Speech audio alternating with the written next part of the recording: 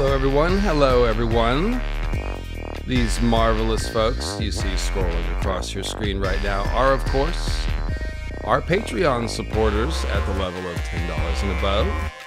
If you'd like to join Patreon and get your name scrolling across the beautiful high tower, then you can check out the Patreon link in the description below, as we know. And my sincerest thanks do go out to all these fine folks and everyone that responded to my Patreon pitch, for lack of a better word. Last week, I asked for support.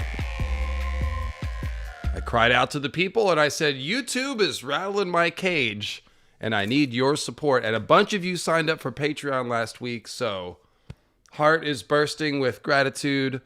Welcome, Sean, here with 1,000 voices. And as I mentioned last week, you also have a Patreon that is ripe, bursting. The tree is bursting with fruit, which is the exclusive content. Sean has all kinds of cool exclusive videos on his Patreon. More about Patreon later, but here with 1,000 voices is the YouTube channel where you can find Sean's excellent analysis. And thank you, Sean, for joining me today. Last week for Mother's Day, we did goddesses. We explored Greek and Celtic and Middle Eastern, Egyptian goddesses, Norse goddesses, and their influence. Oh, you know, this description is blank. I forgot to. I'll take care of that here in just a second. It's patreon.com, David Lightbringer. That's how you can find it. It will be, by the time you watch this on the rewatch, it will be in the description. So, What was I saying? Yes, Mother's Day last week, we did goddesses. And we talked about the original goddesses and how George is pulling from them to create his characters and stuff. And today we're going to do the Wang version, the gods with the penis gods, the male gods. That's what we're talking about. And that's not just, potty mouth humor. It's kind of a big deal, obelisks, towers, mountains, the procreative aspect. Obviously, we talked about the fertility, laden symbolism of the mother goddess and all that stuff. Male gods also involved in that. So there's a lot of cycles of life. We're going to see smith gods and father gods and sky gods and underworld gods. Again, primarily drawing from Greek, Celtic, Greek Roman, Celtic meaning Irish and Welsh, as well as original Celtic, Egyptian. We'll be doing a lot of Middle Eastern myth and Norse myth. So that's what we're doing today, and I will actually fill in the details on the mythical astronomy origin of the three-headed dragon and the dragon slayer myth, which you can find in both Proto-Indo-European mythologies and Middle Eastern mythologies and Egyptian mythologies, because it's one of the oldest stories. So I've talked about this before a little bit with Orion, well, actually, no, this is the part I didn't explain. I explained the part about the splitting open the sunrise being the dragon slayer myth, but we're going to go deeper today. So that is coming. Hello, Sean. How you doing? Well, hello. All about Wang today. Sometimes wooden. Frequently wood, yes. Getting right into it. Yes, we talked about the tree staff last week a little bit, so we'll definitely go back for that. Oh my God, what? Yeah, no, as I mentioned last week, the original mythology that George is drawn from is far more randy and violent and twisted than anything George has written, frankly. Yeah, which turns out is just how people work, and it's how people have worked for a long time, writing the mythology. I just crawled into a very strange corner of Egyptian mythology where Horus and Set are impregnating each other with their semen and stuff, and it's very strange. So I had to get into that when I was doing my Dune video, just because like the whole dominance fight thing that Horus and Set do, like the fight between Fade and Paul at the end. He even does the hip thrust thing with that dagger at his belt. Yeah. I can see that. Yeah, so that's the kind of if you're like that sort of thing, make sure you're subscribed to the channel. Make sure you're subscribed to Sean's channel. And it gets weird. Mythology gets weird. But let's start with the basics. George Martin presents us with the concept of divine archetypes with the religion of the seven. We've got 3 female, 3 male, and then the stranger, who's more animal than human. We've grouped in with the males today. We talked about some death goddesses last week. So basically, the stranger is a death god.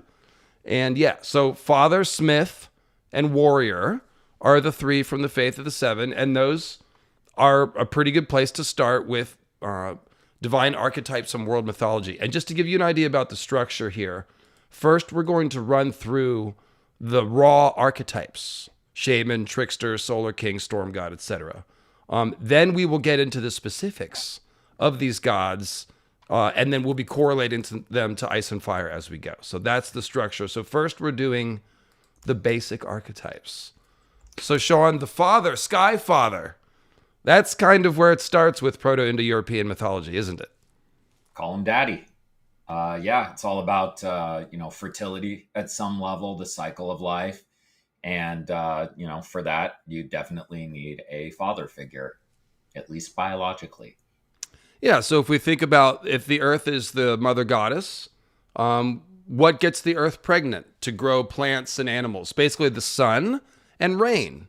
And so we see the sky father gods are either solar gods or storm gods, or both. Frequently, the storm god is the son of the sun god, or the storm god has sun god weapons. We're going to see all that kind of stuff today. So, yeah. Yeah, I mean, just from a level of, you're a primitive culture looking at it, you're trying to survive off of these crops. A rain comes in and all of a sudden the crops are growing. The sun comes out, all of a sudden the crops are growing. So you're looking at that as like impregnating factors for the earth.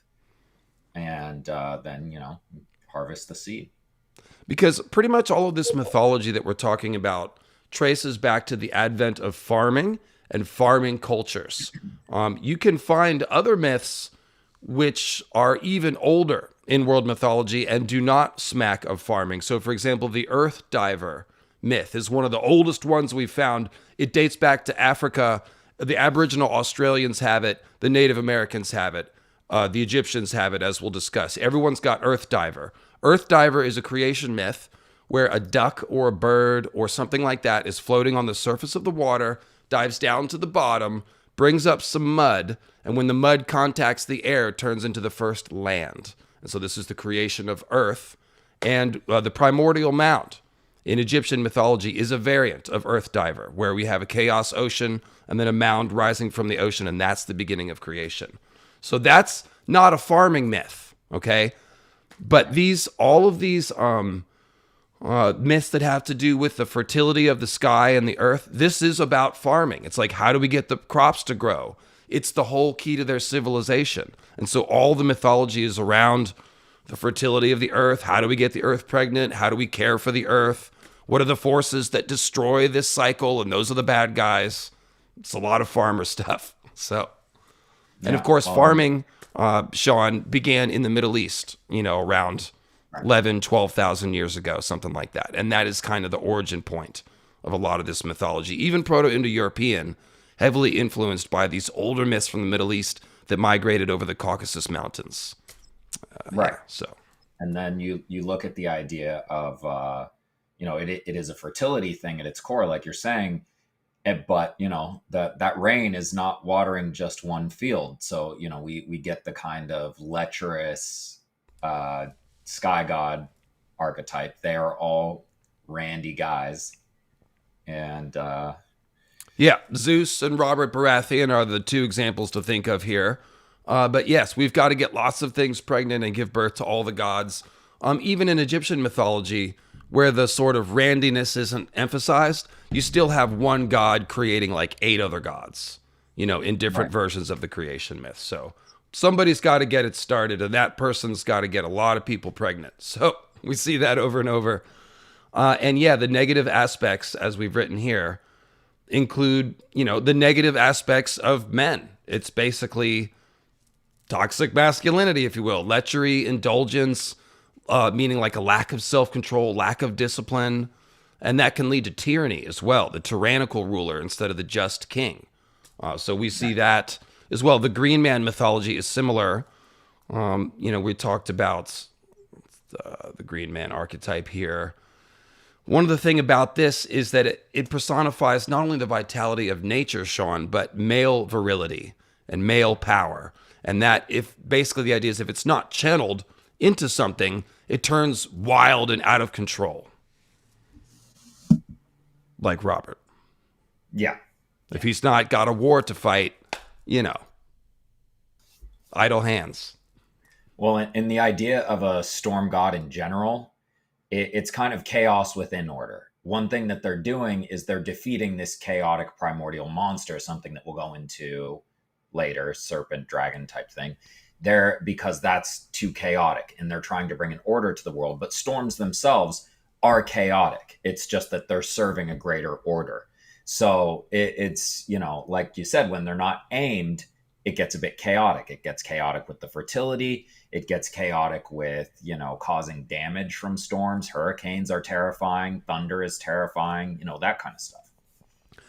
It's exactly right. And so the storm gods, you will see that they are frequently specifically shown to have mastered the storm. Okay, so think of Durran Godsgrief. He steals a daughter of the sky and sea gods who sends storms at him. But after he defeats them and withstands their storms, he then becomes the Storm Lord himself, who is associated with lightning and hammers and all the storm god weapons. So the Durran Godsgrief figure becomes the storm god by mastering the storm and possessing it. And so that is the sort of the mastery of the wild elements of nature. Well, and that's an interesting inroad into another concept that we're talking about, the kind of Promethean figure, whether it's a trickster hero or whether it's another god, or in that case a titan, somebody stealing the fire of the gods. And that's something that Durran Godsgrief is doing. He steals the fire of the gods, kind of to become the master of the storm, to become the storm god. There's our first mute. Same thing with Grey King. He fights the storm god, but then steals the fire from the storm god and possesses it, Promethean-like, as to your point. And he does this via the burning tree, which is a symbol of the weirwood. And without getting into all that stuff, it's the same principle where we're taking the power of the storm god and possessing it. And now we are the storm, as your heart says. So, yeah. Sticking with storm gods, they are personifications of the storm. So they are tempestuous. They can change suddenly. Think of all the Baratheons are like this. Even Stannis suddenly decides to just abandon King's Landing and go north and man the wall. So then he's like, nah, we'll march to Winterfell through the snow, consequences be damned. So this is a will and fury that comes from Durran Godsgrief, and it will not be defied. It defies. It reshapes reality around itself almost. So the other thing about the storm god is that he is frequently a dragon slayer. And we talked about the dragon slayer in the Chaos Conf mythology last week. And basically, the dragon is a symbol of the chaos. And so what happens is the dragon slayer slays the chaos and frequently repurposes the body of the dragon to make the land, or in the Varitra myth, slaying the dragon releases the pent-up floodwaters which nourish the land. So, which isn't euphemism at all. Oh no. Are your waters pent up, Sean? Dear diary. Don't answer that, yeah. But yeah. No FAP Wednesday? Is that what we're talking about? That slow blink. The earth is not pregnant. So anyway, so we look at, you're talking about turning this Chaos Conf monster into the world. Like, that's a very, first off, Tiamat and Marduk. Marduk defeats Tiamat, turns half of Tiamat's body into the heavens, half into the earth. It's also something that happens in the Bible when the older iteration of Yahweh, or God in the Bible, turns the Leviathan into the heavens, so that it's that kind of thing. And it's pretty constant, turning chaos into order. Yeah, and the Enuma Elish tells the story of Marduk and Tiamat, of course. It is probably the oldest written account of this dragon slayer myth. Of course, when things are written down doesn't necessarily mean what is the oldest story. But this is one of the very oldest. It is floating around ancient Sumer and Akkad and stuff. So we're talking pretty old myth. And yeah, the Enuma Elish is very similar to Genesis. There's a lot of good videos you can watch by biblical scholars that will explain all this to you. But essentially, it has to do with, slaying, mastering the chaos ocean, Tiamat. And in Genesis, they use the word Tehom, which has a similar root to Tiamat. And it just refers to God moving over the face of the waters, and the waters were still. This is a stripped down version of the myth where he is subduing the chaos waters. So in the Genesis account, they are kind of getting rid of any other gods. And so the chaos water is not personified. It's just the ocean. But that's Tiamat. That's Tehom. It's the same thing. Well, and something to remember about all this is that it was not just biblical. It was not just that society. Almost all societies thought that there were two great bodies of water, that there was the ocean, but then the firmament up above. You know, the sky is blue because that's a big body of water. And it makes sense if you're a primitive society without the ability to figure that out. So all right, where does the rain come from? There's got to be water up there, obviously. Water is coming from that giant blue sky. Yeah, it's a body of water. So when we talk about, splitting this personification of the ocean into the heavens and the earth, you're splitting it into the firmament above, the waters above and the waters below, the ocean. So yeah, this is, as we discussed last week, the one of the original concepts behind the Dragon Slayer myth is the sunrise. And so the dragon is the night sky, and when the sun rises, it splits open the horizon. And Marduk splits Tiamat like a shellfish. It's the exact image of the opening, the horizontal slash opening, prying open like a shellfish. Tiamat's body is split in half. That is the darkness. When the sun rises, splitting the horizon basically separates these two dark areas. One is the sky, one is the land. And as the sun rises, the features of the land emerge. And this is why the dragon is slain and then turned into the land. Literally, the darkness turns into the features of the earth as the sun rises. So that's the myth. Let's see, what was I going to say about Marduk? So the variation of it, Sean, that you alerted to is with the two waters, the waters above and the waters below. So we see in Egyptian and in biblical myth, in Canaanite myth, we see the storm god or other gods, the sky gods sometimes, separating the water above and the water below. And that clears the space in the middle for all of us people to live. It's just logic. It's like, okay, well, if there's fresh water above and there's the ocean below, somehow they must have been one, right? They must have been joined and they must have been split. And so that is a different idea there. But it's similar because it has to do with the sunrise and the sky opening up that space between the clouds and the land. Yeah, God created a firmament, separated the waters from the waters. And then we see it echoed again when Moses separates the water from the water into the two and they cross through. And of course, the older version, Tiamat, we often talk about her as a dragon and as an ocean, but specifically she's the salt ocean. And Apsu, her divine consort, is the freshwater ocean. And this is especially obvious in the Persian Gulf, where we have freshwater and saltwater mingling, but sort of staying separate. And so there are places in the Gulf where you can see the two colors of water divided by a clear line. And so this is Tiamat and Apsu. It's just the idea of opposites. It's their version of yin and yang, essentially. Right. Order and chaos, the salt water and the fresh water. Fresh water is usually associated with order because that's what nourishes the plants. And the ocean is scary and deep and unfathomable. So right. And and it's poisonous, which is a big theme that George uses, with especially the Dothraki calling it the poison waters. And that's what they called Tiamat. The ocean personification goddess is the poison water. So and it is poison. You know, if you drink it, you'll die.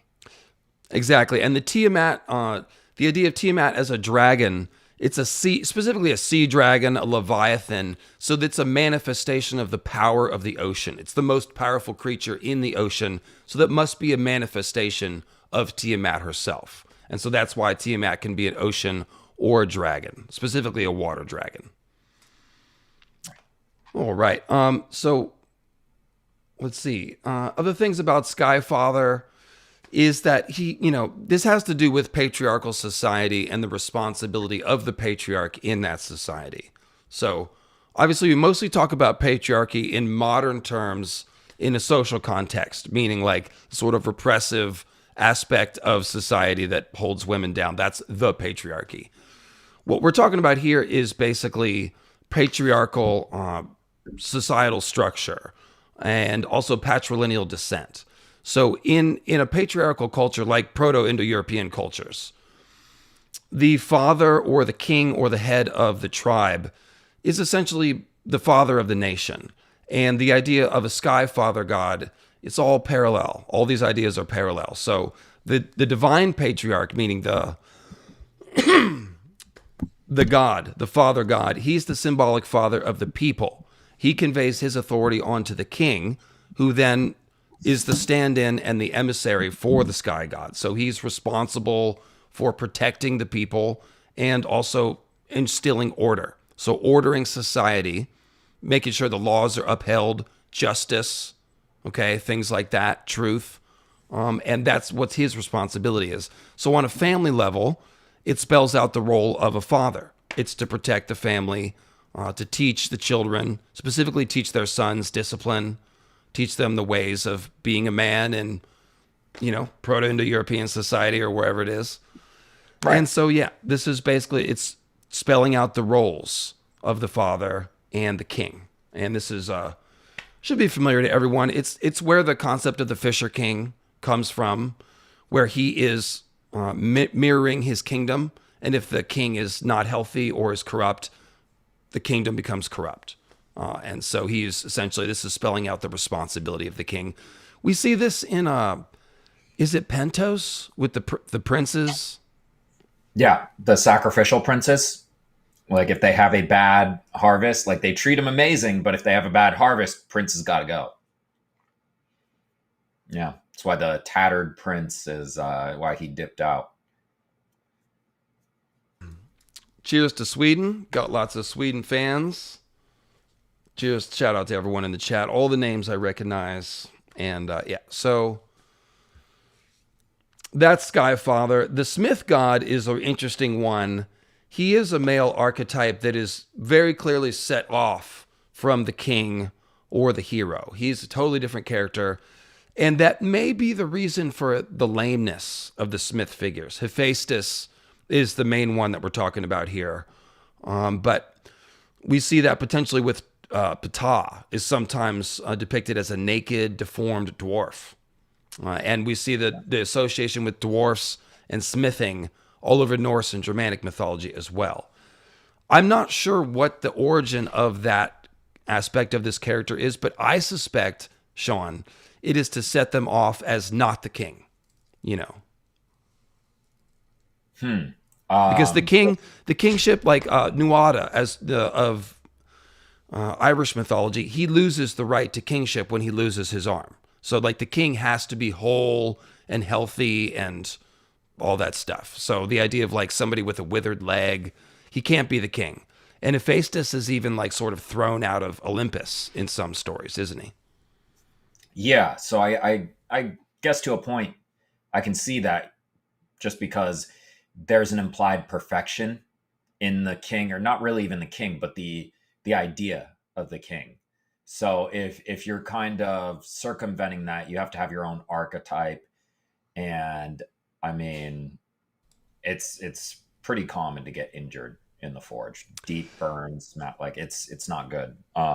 It could also be a way of, if we're thinking about the sort of societal role of myths like this, it could be a way of saying people who get injured who aren't physically gifted in the more obvious ways can still serve roles. And one of the chief aspects of the smith is that he is clever. He is crafty.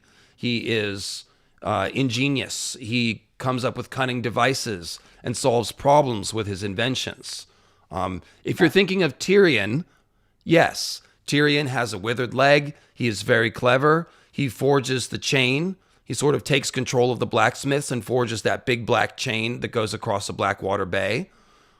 So he is very much, I think, modeled on Hephaestus. And in fact, Yeah, if definitely. go Well, ahead. and among other things, for sure, yeah, he's modeled on Hephaestus, among other things. But yeah, it's interesting that you say it that way, because we have George equating the blacksmith Azor Ahai, who's definitely a smith. You know, he forged Lightbringer. They talk all about how he forged it in detail. And then that, you know, that thief constellation being the same thing. And a thief is a trickster. So Tyrion, definitely a trickster. He plays the trick with the chain. They even call it a trick. So it's like he's, you know, the smith being kind of a trickster in George's idiom is very interesting. Go on.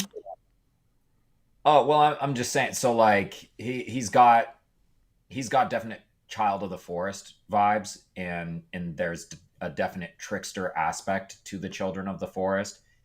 Because one thing that we were talking about with tricksters is they face insurmountable odds. They are fighting against a foe that they cannot beat. You know, if it's That's Tyrion at the Blackwater for sure. right, Stannis with his, you know, fiery lady goddess, a much larger force, and they basically just have, you know, the city watch, and so it is an insurmountable foe. All they have is walls to keep them safe, and they're getting attacked from multiple sides. That's a losing battle. So in order to win, he has to play a trick, and that's the core of a trickster hero. And that's something that we're going to talk about more later. But the fact that he had a bunch of smiths make a chain in order to pull off this trick feeds into the trickster slash blacksmith archetype. And George equating those two things, it's a very interesting idea. And it's not something that I would necessarily say we see a ton of directly in mythology. But if you look at stories like Hephaestus's net, where he trapped Zeus, if you look at another story where he trapped Ares and Aphrodite to catch them in their adultery. So let's pause with that one. I want to zero in on Yeah. that myth in particular. Hephaestus makes an unbreakable, invisible chain net. See, he's married to Aphrodite, just as Tyrion is married to Sansa. That would be one version of the parallel. And Aphrodite has an affair with Mars, or Ares, the god of war. Now, this is a big scandal, and Hephaestus takes this invisible chain net and drags Ares and Aphrodite. He catches them in their tryst, snares them with the net, drags them to Mount Olympus, and demands the bride price back from Zeus that he paid for Aphrodite, because Aphrodite is Zeus's daughter. So he's basically like, I want a refund. She cheated on me. But he does not get that refund. And there's different versions of the story, but one of them has Aphrodite essentially just talking her way out of it, which I think is hilarious. Because of course she can. She's Aphrodite. And so there's a couple things that happen from this. One, you think of Sansa's hairnet. Okay. She's got the silver hairnet. It is an Indra's net thing and a constellation of stars thing, but it's also serving well as Aphrodite caught in Hephaestus's net. Now, if we think about Tyrion's siblings, Jaime and Cersei, they are also a very good fit for Ares and Aphrodite. And what are they doing? Having an affair that's a huge scandal. And so now we have Stannis, who is a Smith character, Azor Ahai, kind of withered, and he is trying to expose them. Okay? So it is very, very similar. There's a lot of parallels there with Tyrion and Hephaestus. And then you also mentioned that, Aphrodite and Ares, they're cheating on Hephaestus, right? Well, Jaime and Cersei are cheating on Robert. Robert is not a smith, but his son Gendry is a smith. in the So it's same one step removed with another echo. right. And so that's the Hephaestus mythology. He also has a withered leg. He's referred to as club-footed or the lame one. And so you think of Laurie's clubfoot. He's not a smith, but he is very clever and crafty and also becomes a trickster figure, to your point, Sean. Right. Well, and something that I wanted to bring up, and actually Summertime beat me to it in the chat. Robert may not be a smith, but he has a giant hammer. Yeah, which would make him Robert Smith. If Love only the chat. Chat's great here. If only he had a cure for being gored by a boar. The cure is sobriety, Robert. Sobriety. Gross. Not into it. Just raw dogging life. Weird. And then, so yeah, at the risk of stating the obvious, the storm god, lightning, hammer, thunder, these things all go together. Thunder sounds like a hammer. Whose hammer would that be? Well, God's hammer, obviously. So the lightning is the spark flying from the metal when you strike it, right? So it's a very natural association between storm gods and hammers. And all the storm gods have lightning and hammer weapons. So we know Thor with the hammer. Right. Indra has a sort of thunderbolt club called the Vajra, and it's got a triple forked head like a lightning bolt, but it's kind of like a club. And I believe Marduk has a club, and he also throws lightning, and he also shoots arrows, all of which are similar symbols, right? Yeah. I mean, he throws an actual hurricane in Tiamat's mouth in order to get her to sneeze so she can, so he can shoot arrows inside her, and that's how he kills her. But yeah, and Zeus himself is the lightning flinger is one of his titles. So he's literally throwing lightning. So it's all the same idiom, Thor's hammer, essentially. And Hephaestus forged Zeus's lightning bolts. So there is an element of the lightning bolts being something solid, like a club or a weapon that you smite people with. It is forged by Hephaestus, who forges all of the cool stuff that the gods have. Aphrodite's girdle and the winged shoes of Hermes, anything that's cool in Olympus, Hephaestus made it. To finish up with the Aphrodite Mars thing, he doesn't get his bride price back, and Aphrodite talks him out of being mad at Ares or whatever. But what he does do is he makes a cursed necklace for Harmonia, and Harmonia is the daughter of this affair between Aphrodite and Ares. And that cursed necklace eventually leads to the story of Oedipus. So this reminds me of the hairnet. It's a cursed thing that kills Joffrey. And there's other sort of cursed artifacts in the story as well. But so real quick, Norse mythology, in kind of the same idiom as you're talking about with Hephaestus and people are talking about in the chat, is the blacksmiths are, aside from a master blacksmith elven king, they're dwarves. And they're not gods. They are just they're mortal dwarves doing the crafting, usually mortal dwarves doing the crafting for gods. So Brocker or Brock, if you like, is a big figure in terms of making a lot of those things. But another thing that's interesting and pushing back a little bit on the Greek mythology, a lot of the big things like Poseidon's trident, Zeus's master bolt, stuff like that, were actually made under the sea in the ocean forges of the elder Cyclops. So we have another kind of deformed Cyclops making a lot of the big and their master blacksmiths. And they're very different from the Cyclops, say Polyphemus that you would see in Odysseus. The elder Cyclops from the original war against the Titans they're a different breed. But they've got that kind of deformed nature. They have one eye. They're they're very large. They're giants, but they're kind of squat. They're not portrayed as humans. That kind of thing. And there's a lot of dwarfs making stuff in Norse myth, of course. Gleipnir, is that a weapon or is that the net? That's what Odin. The net for Fenris. Right. So this is a very similar idea. what we have with Proto-Indo-European mythology is basically the core of it is really friggin' old, at least 5,000 years old. There are these basic, simple motifs and concepts. And as these cultures spread out and diversify, we see the same concept become repeated into multiple stories. I always mention Odin riding Yggdrasil, which is a tree, but it's also a horse. But then he also has Sleipnir, which is a horse. And both of those horses enable astral projection and travel through the realms of different kinds. Yeah. So it's the same idea that ended up as two different stories. We see a lot of that in Egyptian mythology and really every mythology. So this is a similar thing here where we find these dwarves nets using to ensnare people. They might end up ensnaring different people by the time you're talking Norse and Greek myth, because there's thousands of years of bifurcation and divergence there. But at the core of it is still the same idea.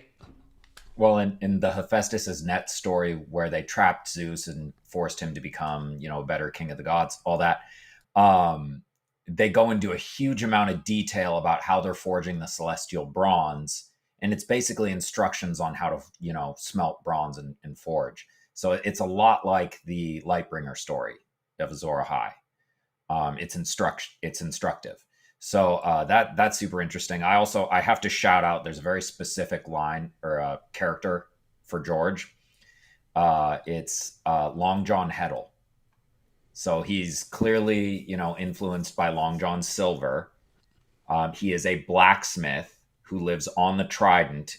His family takes over the inn at the crossroads, but he forged the Inn of the Clanking Dragon thing, right? But he's a peg-legged guy. He's missing a leg. He's Long John. He's based on a pirate. And when you think pirate, you think one eye, and he's on the Trident. So he is a Cyclops forging a trident at a river based on the sea. So George is aware of these archetypes. He's so good at it. And in the same way that you're talking about, these motifs springing up again and again across Proto-Indo-European mythology, George is having the same thing spring up across his story in different plays of the archetype. Another reason why George might have made Azor Ahai a smith is because all these smiths are associated with terrestrial fire and volcanoes for obvious reasons. That's like the earthly forge, if you will. So with the Targaryens obviously clustering around volcanoes, and Azor Ahai essentially being the inspiration for Valyrian culture. I meant Valyrians, not Targaryens, but obviously Dragonstone as well as Valyria. So another cool thing about Hephaestus is he splits open Zeus's head to give birth to Athena in one legend. So that's kind of cool. Then he's sort of obsessed with Athena, and in some versions tries to impregnate her.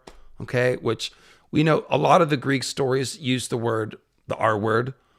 Some of them fit that description, and some of the stories are more like they slept together without the permission of the father. And that's the sense in which Rhaegar R-worded Lyanna, because he didn't have permission from the Starks to run off with her, right? So it's an R word. That's the classical version of it. But in any case, there's some...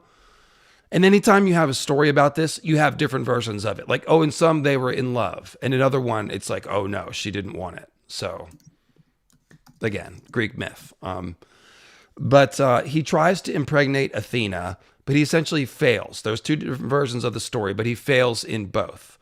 And one, Athena essentially pushes him out before the climax. And so the seed falls to Gaia. And another version, she catches it on her thigh and wipes it off on a piece of dirt and throws it down to the earth, and that impregnates Gaia.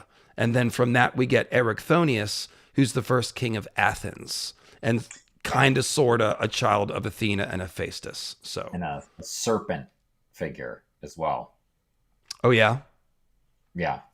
Erichthonius. Yeah. So they kind of changed the origin myth of Athens because they didn't like the press of the original one, but they had it as a species of lizard people ruling Athens as the original ancient Athenians. and then they got replaced by humans. Then they changed the origin myth to something a lot more palatable that made them look better. They had the whole, contest between Athena and Poseidon to see who could give the better gift between the olive tree and the spring. Mm-hmm. So that was a little, it was a lot better. But Erichthonius, yeah, this is a weird figure, very weird figure. Yes, Stephanie C. well said. The patriarchal version of the R word is essentially a property crime against the male who owns the female victim. That's exactly right. Exactly right. So, and then the other thing about this is that we can see the similar motif from the Oranos myth, where he is castrated and his seed falls to the earth, and the blood gives birth to the Furies and other things, and his seed gives birth to Aphrodite.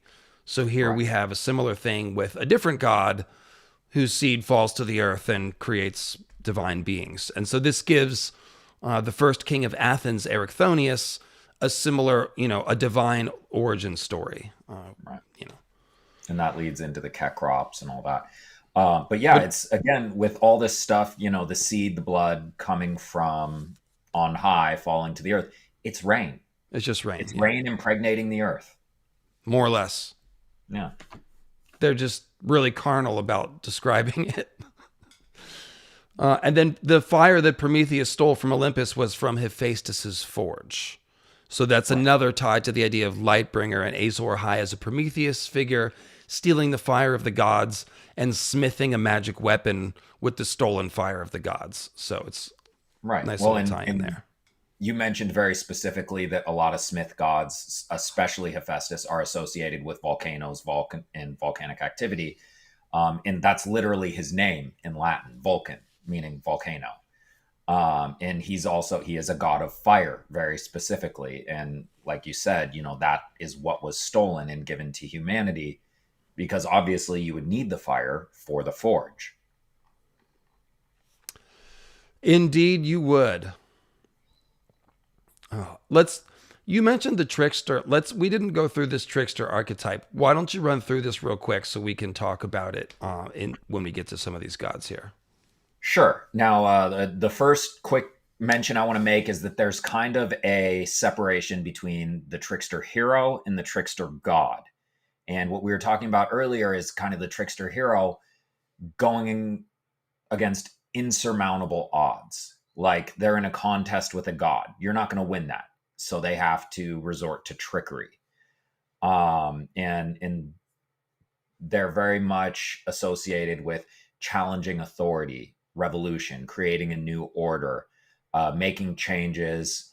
And then this is kind of where they overlap with the trickster god, where the trickster god, does things to make changes to the order. They, very often involving the creation of man. And there's really, if I could just pause you here, there's really not much difference between the hero trickster and the trickster god except for rank.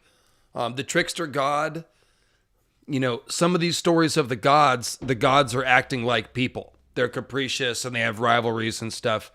So, and when we talk about heroes in the Greek sense, a hero is a half divine figure, frequently the son of a god, an immortal, or a mortal who is becoming godlike.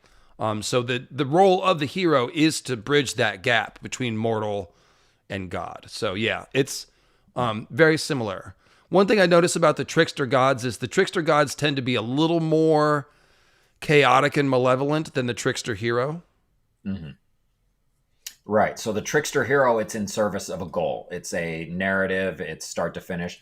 The trickster gods will sometimes just do things for their own reasons.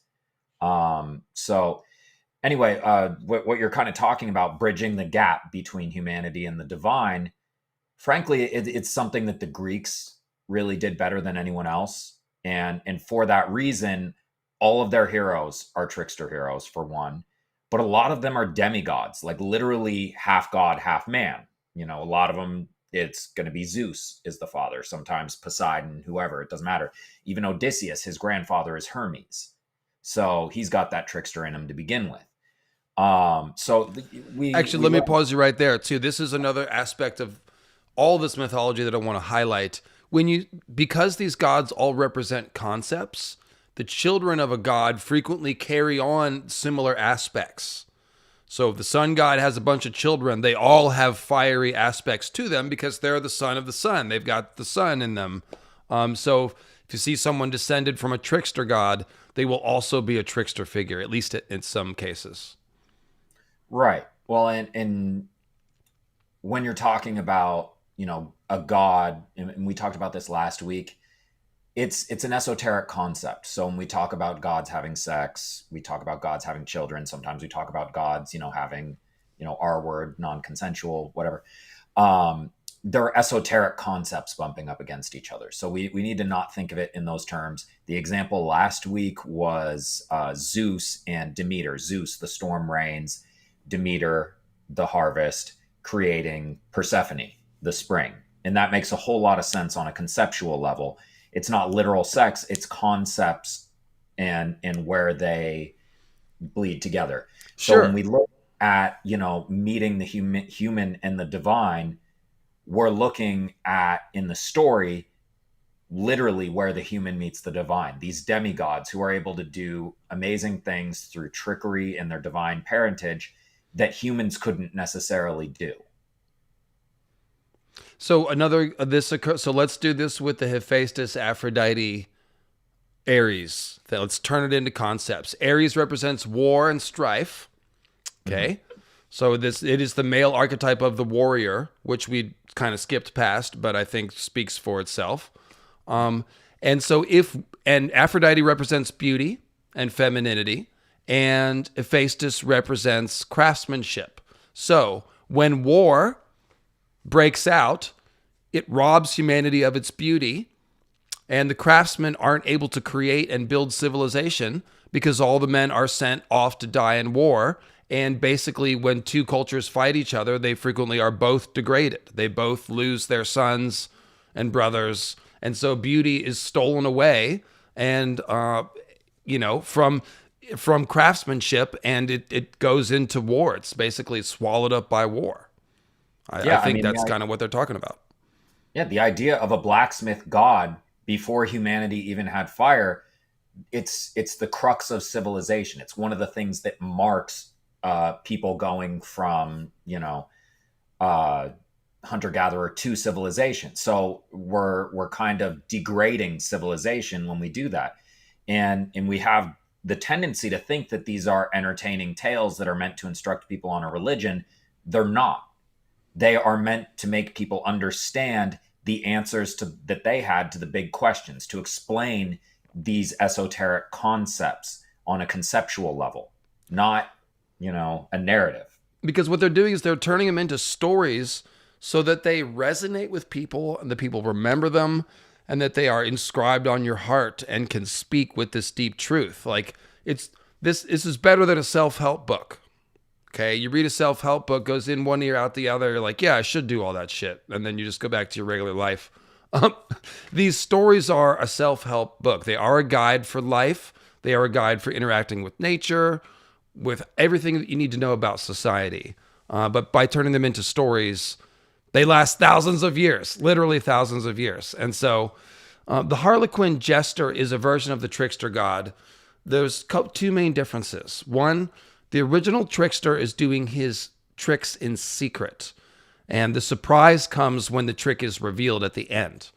The jester is doing his tricks in the open, and he is dressed like a clown. He is not trying to fit in. He's doing his mockery in the open. He's also more impotent. He doesn't have the power for revolution. He does have the power to skewer people with truth. So he makes an ass out of everyone by pointing out these inconvenient truths. But he is not the revolutionary figure that the hero trickster is. So this is sort of a split off. Right. And there's a heavy mockery element. Obviously, George loves mockery, jesters, and all that stuff. So that's not only the specific jesters, but even like Tyrion is doing a jester thing when he is mocking and challenging authority in so many different ways. Right. Well, and we talked about the difference between somebody like Moonboy and somebody like Patchface. Yeah. Where Patchface is literally wearing on, with the patches, with the square patches, he's literally wearing, Harlequin livery. So it's in the Harlequin, something we talked about. It's an evolution of King Harlequinning, who is almost certainly based on Odin, with Herla being an epithet of Odin. So like, how does that evolve from Odin being a trickster god in doing his tricks in secret so that he can steal knowledge and all of this sort of stuff, to all of a sudden open mockery? And it is an evolution as society changed. Yeah, and it's a splitting off of the character. So you'll see the one aspect, and Odin. Remember, Odin loves to sow chaos. He starts wars for no reason and tilts the battle one way or the other. So we see that with Oberyn Martell. I did a video called Odin's Sun Spear, talking about Oberyn as an Odin figure, and that's kind of what he does. Like, wanders in, starts a big fight, causes a bunch of trouble. That's Mr. Wednesday on American Gods captures that aspect pretty well. Yeah, they kind of tripped at the finish line, but I loved that show, and the acting was so good. And his personal life notwithstanding, Neil Gaiman's a brilliant author. And so Patchface is cool, Sean, because he is showing us Harlequin, but particularly like a Wild Hunt Odin version, where he wants to lead the people into the sea and back out again. When they get to the north, he's making his motley out of furs and pelts and things. And he's putting on the antlers in mimicking Stannis, but that makes him a true Wild Hunt shamanistic figure. So he is really showing us the shaman Odin transformation into the Harlequin, essentially. That's what Patchface is. Well, in his kind of drowning, like when we look at the way George has equated the werewood net, the forest, with the green sea because of the green seers, when you talk about Patchface drowning and then all of a sudden he's not funny anymore, but he has basically the power of prophecy, that is a lot like Odin sacrificing himself to the world tree. It is Patchface sacrificing himself to the green sea.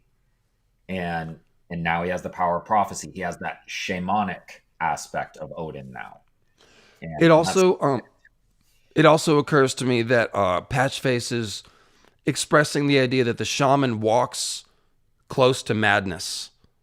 And, schizophrenia and other traits like that in the past have been associated with shamanism and the gift of seeing into the other world. And the idea is that, like, a human mortal being is not supposed to really be in the other world. And so to exist half there, you have to be a little unhinged and a little bit mad. And so Patchface is like a shaman who went too far.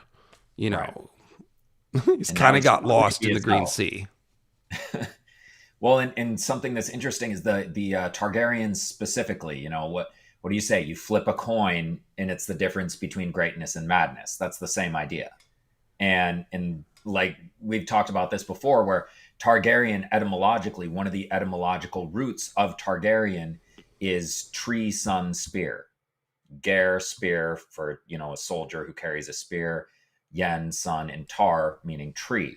So it's literally talking about Gungnir, the sun spear tree, it's made of the wood of the world tree, forged in the sun. It is a sun tree spear, and that's what the Targaryens are named for, because they're playing that kind of shamanic magic version. Flip a coin, madness or greatness, and they are the ones attaching themselves to dragons. A lot of them, they have dragon dreams. They see the future. They see prophecy. So it's this is not an accident. These people may not look like the classic Odin, but they're playing with a lot of his archetypes in the same way that Oberyn is. That's interesting. Yeah. And it's really like, at that point, they're not like Odin. They're like the concepts that Odin represents, maybe is a way to say it. So sure. Yeah. Because George has internalized the conceptual meaning of these myths. So he's not just using the details of the stories and going, oh, he's like Odin because he has an eye patch and a spear.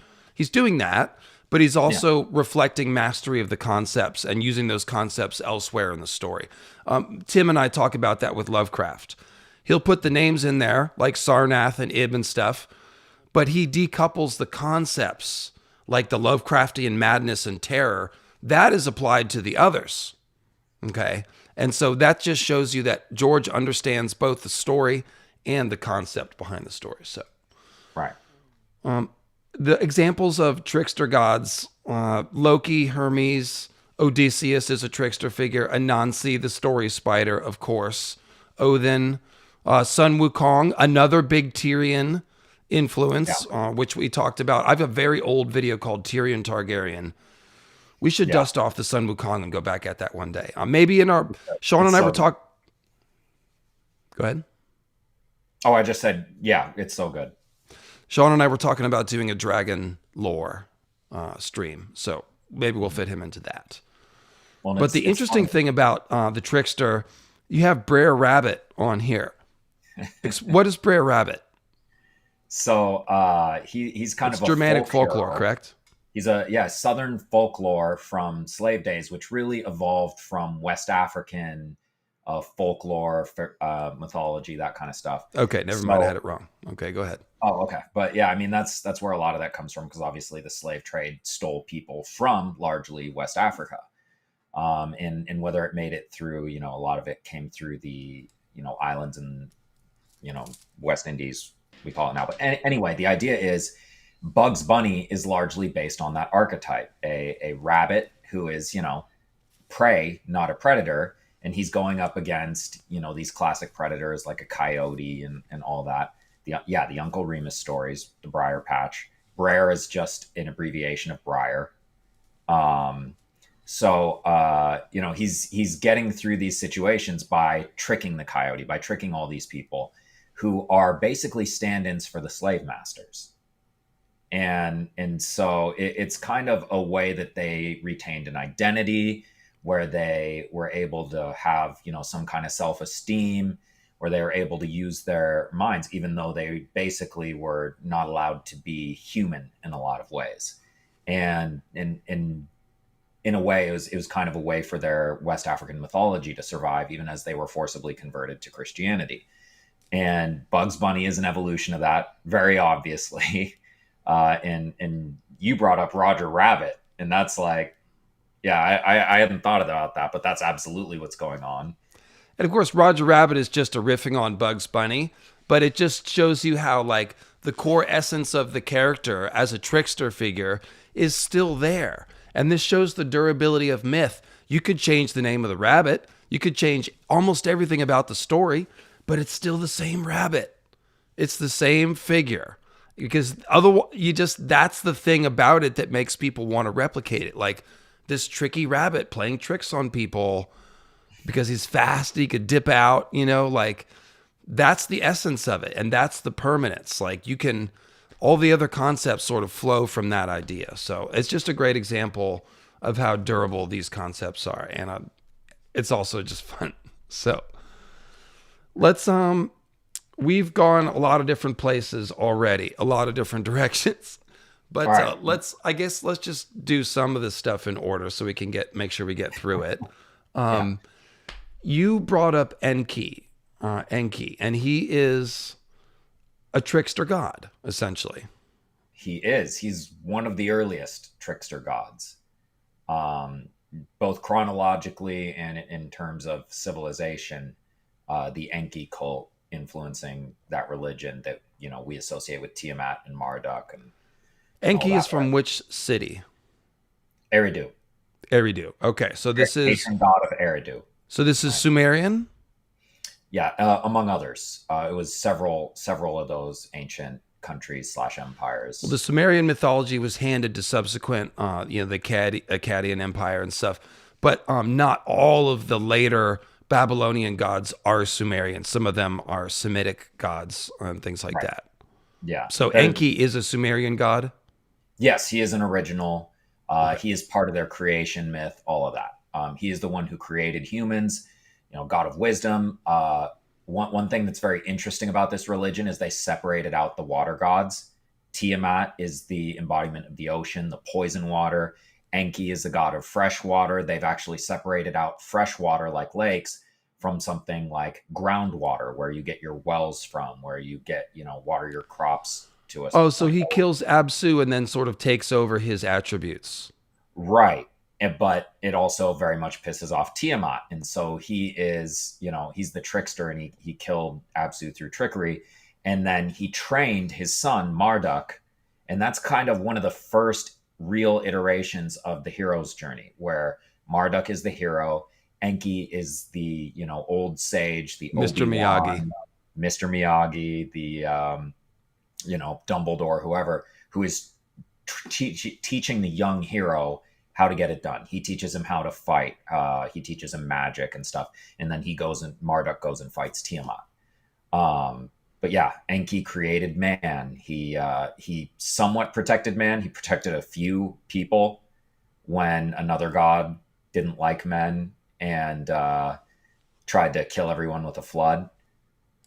He made sure that humanity survived, and it's very much like the Moses myth. Or sorry, not the Moses, the Noah myth. But yeah, it's he's a very interesting figure, and Tyrion is also pretty heavily based on Enki, for the same reasons that he's based on Sun Wukong. I was about to say Enki he's a monkey figure, isn't he? Sometimes, yeah. Okay. He's kind of hard to pin down because, like you said, he got inherited by several other cultures, and they all portray him a little bit differently. But one big thing is, Tyrion. I brought this up last night. Is Tyrion doing all this trickster stuff and training young heroes? Like, he's giving advice and stuff to fake Aegon. He's going to do the same to Daenerys. And when he was crossing the ocean, the poison waters, he was sick the whole time. He was stuck in a barrel and throwing up and sick the whole time. It was very much kind of looking at his relationship with Tiamat in the original mythology. That one definitely tickled me when you told that to me yesterday. I was like, oh, he's sick because he's crossing the poison water. Pretty good stuff. Well, and he blows up the poison water in Blackwater, in the Battle of the Blackwater. He's literally attacking it, and it's kind of mimicking, him using trickery to kill Absu, another water god. And then he's also making the drains and cisterns flow in Casterly Rock. So that's a mastery over the fresh water. I mean, it's funny because he had humanity do a big water project, and that was one of the reasons he created humanity, is to remove the burden of labor from gods. And he had humans doing a big project with water and waste and getting it all away.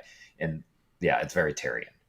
That's cool. Yeah. So we've already mentioned most of the Marduk stuff. We mentioned him slaying Tiamat. Specifically because he's a storm god, he uses the winds to hold open Tiamat's mouth and then jams a lightning bolt down her gullet. So that's fun.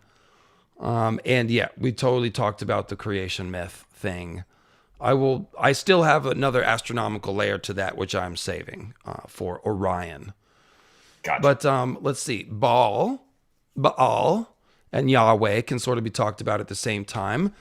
They are both Canaanite, Phoenician, Semitic / deities. They are fertility and storm gods. And they are kind of rivals. You see that in the Bible. Like, Yahweh's priests have a contest with the priests of Baal, and they both have wet altars because it's been raining. So it's like, oh, my storm god can light the altar even when it's soaked. Oh, they soak it down. That's what they do. They soak it down with water to make it more difficult. Like, come on, God, show me how good you are. And in the Bible, of course, it's Yahweh who can light the pyre. So, well, and what I found interesting is it's not something that Christianity does. Christianity does not acknowledge that other gods exist. But in the Old Testament, they acknowledge that other gods exist, and they view it as not only competition, and very much is competition in the story you're talking about, but also like literal fighting against each other, like the gods fighting against each other for dominance and supremacy and the patronage of their people. And Baal specifically makes it to a lot of different places, all the way to Carthage. Bel is a version of Baal. And so, to your point, these are religious polemics, and this reflects the shift amongst the ancient Hebrews from henotheism to monotheism. And henotheism means you acknowledge other gods, but your God you would look at as supreme. And this was This was most of the Middle Eastern world back in the day. Every city has their patron god. They acknowledge others and you can worship others. But, in Athens, Athena is prime. Okay, so that's how it is with so in the Old Testament, you can find some passages that talk about Astarte or Asherah or Baal, but in other places it sounds more monotheistic. And they also have a way of turning these gods into demons, and so they rename Baal Hadad into Baal Zebub. So he becomes, instead of Lord of the Storm, he's Lord of the Flies, the flies that land on dung. So it's like a degraded version. It's a PR campaign.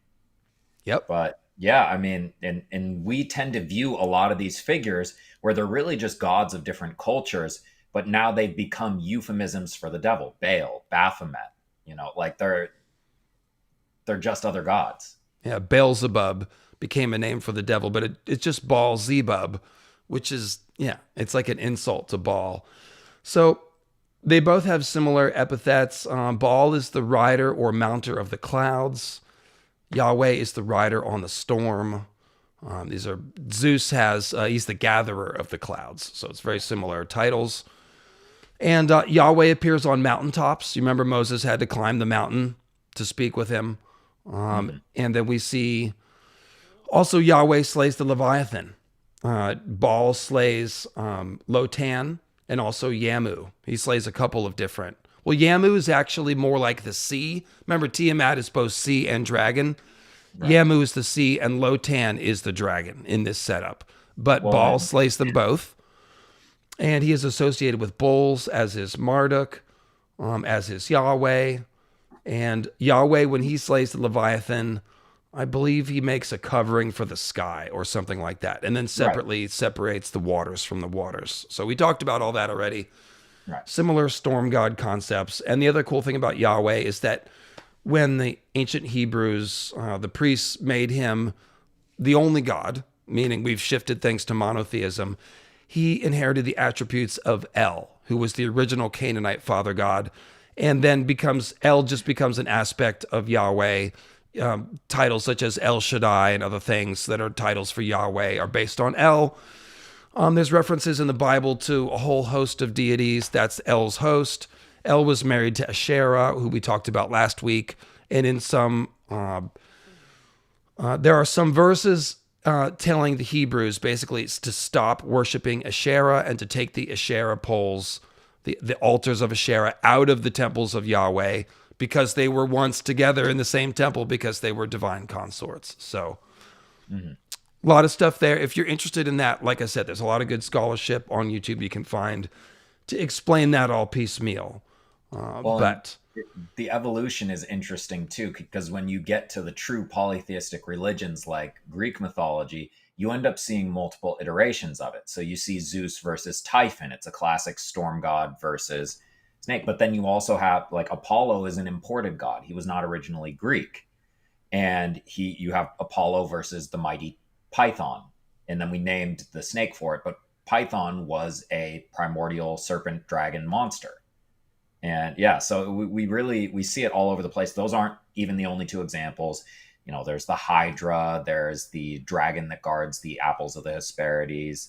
There's a bunch of different examples in these polytheistic religions because they're importing the basic ideas of multiple religions. And so let's go ahead and jump over to Osiris, since we're talking about this. Oh, we got it, yeah. No, not Osiris. I'm sorry. Orion. Okay.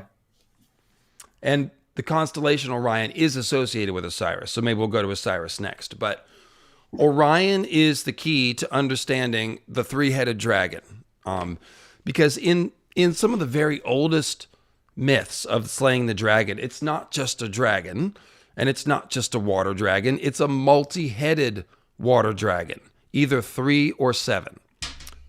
Where did this come from?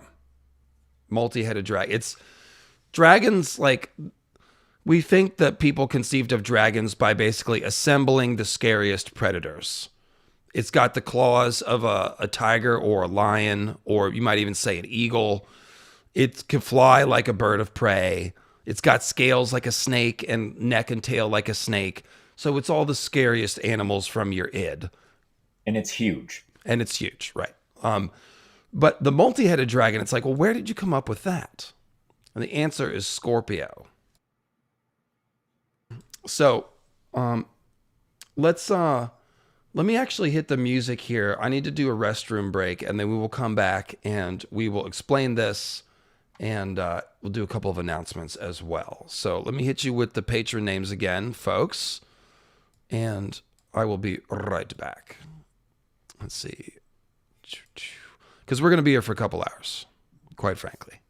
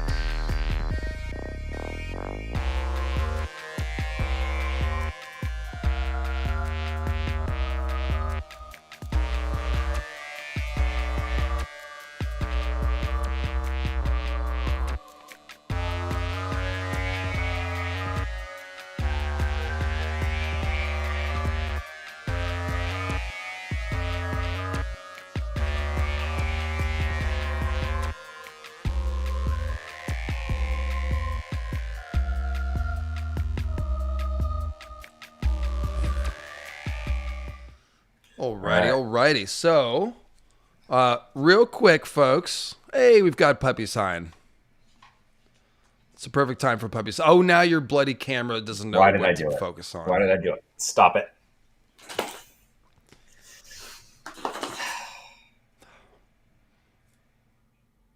Sean, is that I'm you? just going to hang up and rejoin. That's the only way. All right. Sorry. I feel like I've been blinded like Orion. Well, oh, he's come out back in. Oh, it's my whole room.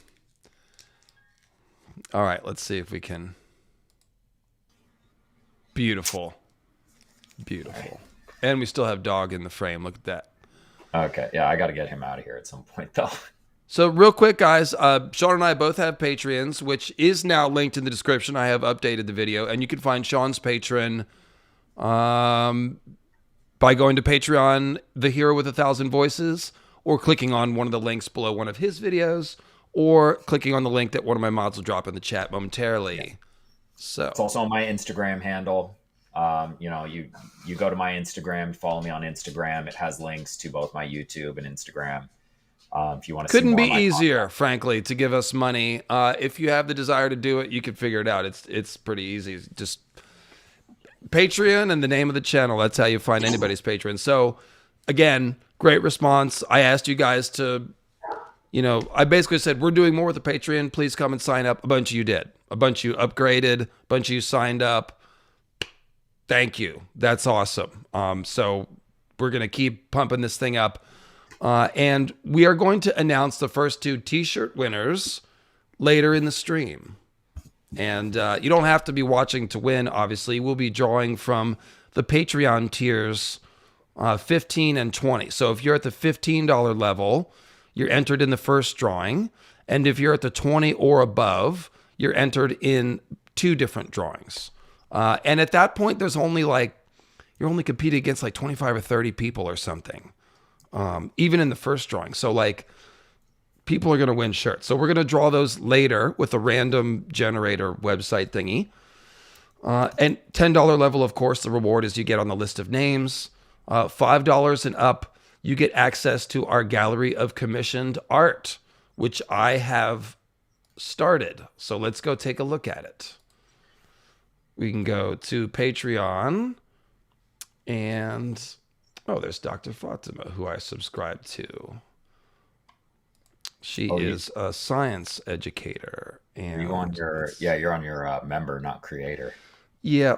I'm going the slow way, but we'll get there. So if you go to my Patreon, there will be a thing called collections. You can see all my posts, and they're doing a thing called collections. And under the collections, I have the gallery of commissioned art. And this is definitely the creator side of it. But the point is, I have, I should have gone in as an anonymous account. I'll do that next time. In any case, I've started to put the commissioned artwork up. I've got Balerion and Danes the Dreamer. This thing is in like, it's like 6,000 pixel resolution is the point. So let's go. Let me pull it up real quick. There's Gemstone Emperors by Atlantis Morissette. I've got the Isle of Ravens by Theo Sick. And there's a bunch more to come. So the point is, if you join at the $5 level, you can download these bad boys in super duper high res. And then you can use them for, screensavers, or you can print them out and put them on your wall. All kinds of fun stuff like that. Thank you for the PayPal that just came in from June. And so I don't want to belabor the Patreon thing, but that's it. We're giving you stuff. We're putting stuff on there. So please do sign up, and we'll draw some t-shirts later in the video. So my Patreon's a little bit different setup. I do examinations that are a little bit different there. Things folkloric, literature.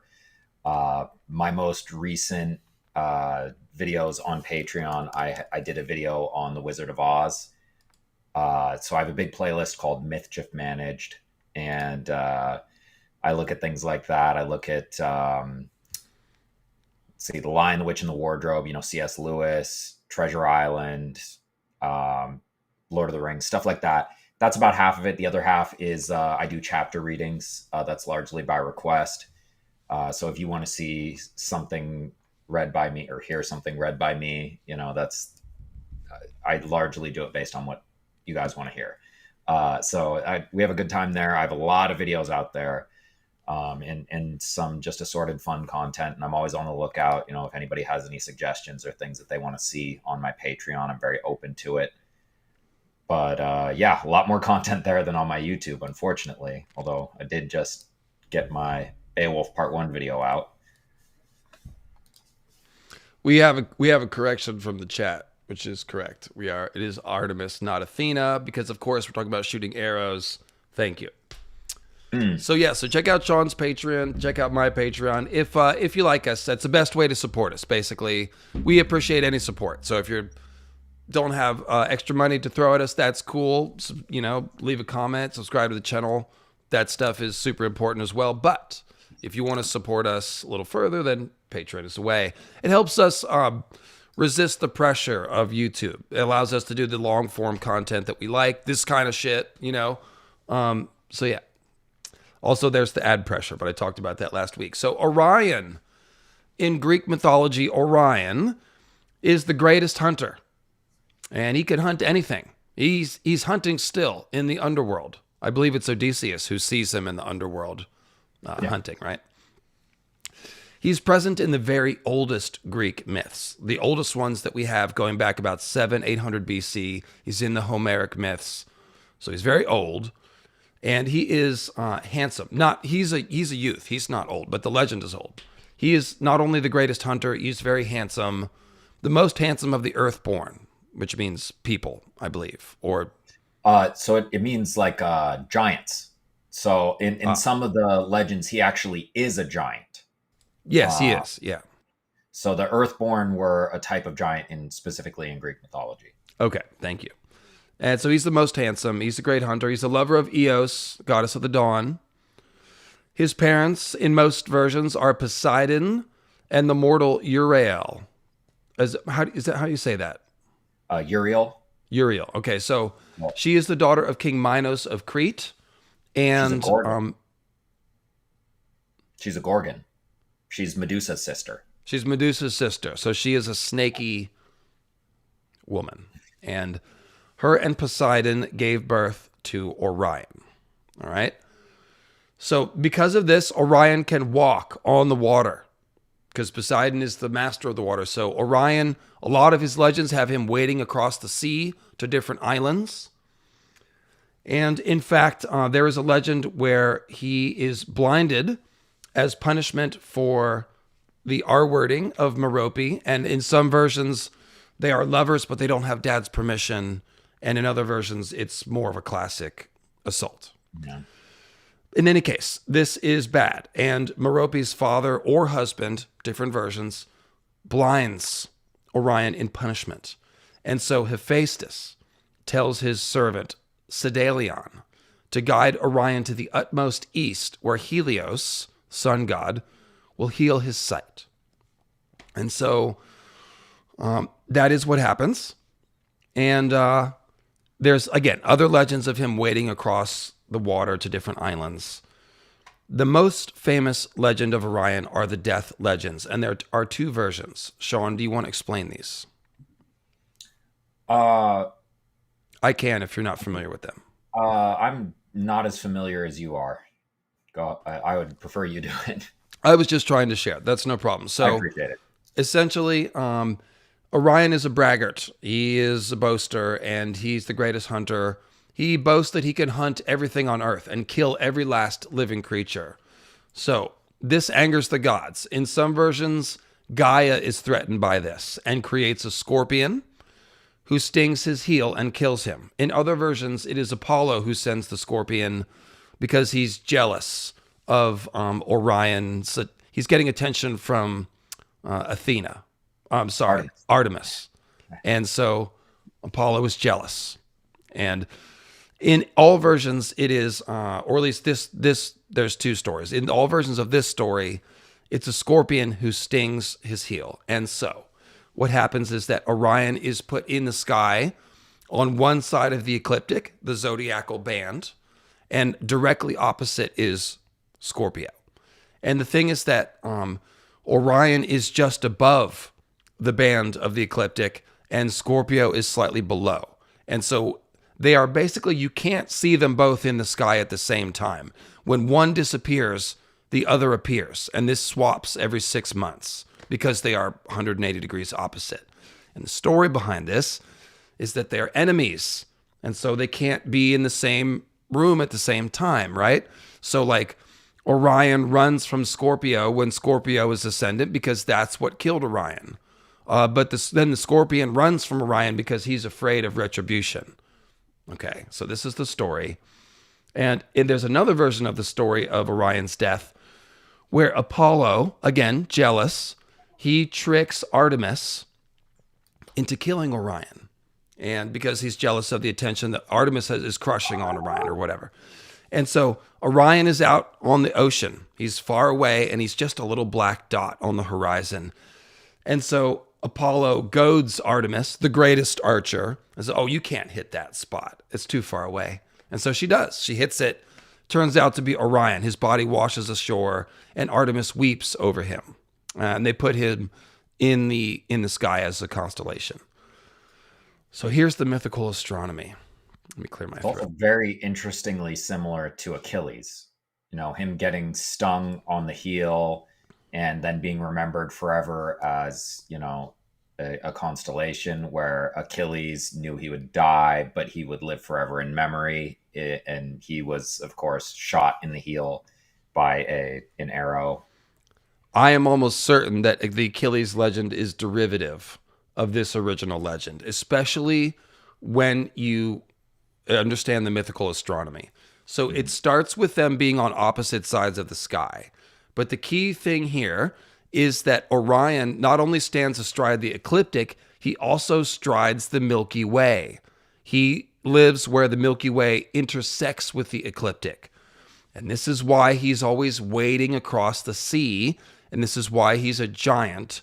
And this is why he's a great warrior. Because remember, Orion, he's got a club or a weapon over his head. He's also got the bow. Okay? So he is a hunter figure. And he is striding the Milky Way, which is the cosmic river or the cosmic ocean. And so we see Orion walking over the water and even walking as far east as he can go all the way to the horizon to meet the sun. And so this is talking about the solar year. This is unifying the sunrise and the dragon slayer myth. because Scorpio is also the dragon. And this is where the three-headed dragon comes from. I need to pull up a picture to show you guys, but it's so easy to see when you look at the stars. Well, and while you're getting to that, just, the similarities compound. It was Apollo who guided Paris's shot to kill Achilles. So he's once again involved in this. Oh, also, that is the same thing. That is the bloody same thing. Wow. Yeah.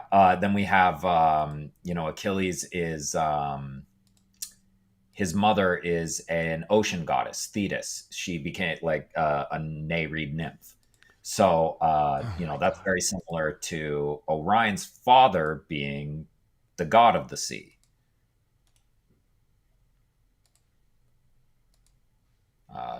So there's your three-headed dragon, folks. Those three stars on the right that's the head and the pincers of the scorpion. But it also is the three-headed dragon, the original interpretation of this. And this is John Grigsby. I've mentioned him a couple of times. This is a hypothesis by him. But yes, it's a three-headed serpent just as easily as it is a scorpion with pincers. And again, you have on one side of the ecliptic this three-headed dragon, and on the other side is the dragon slayer. They can't be in the sky at the same time because they're mortal enemies. And so when we look at all these storm gods like Marduk, who are the dragon slayers, who key off this splitting open of the dragon and the sunrise and stuff, they all have these thunder weapons that they hold over their head, and they shoot lightning arrows as well. And so here we have Orion holding the club over his head, the thunder club, and he's got the arrows to shoot. So it is this basically the original dragon slayer myth. It's like 10,000 years old, John Grigsby says. And it is based on these two constellations. One of the pieces of evidence that he uses for this is he highlights that there's a story of a giant wading across a river that you can find in both Proto-Indo-European and Anatolian farmer mythology. He's traced local legends in Ireland to pre-Proto-Indo-European presence. That's how much of a madman Grigsby is. But the point is, Orvandil's toe, it's a Norse Germanic legend, and this is the most famous other version of this story.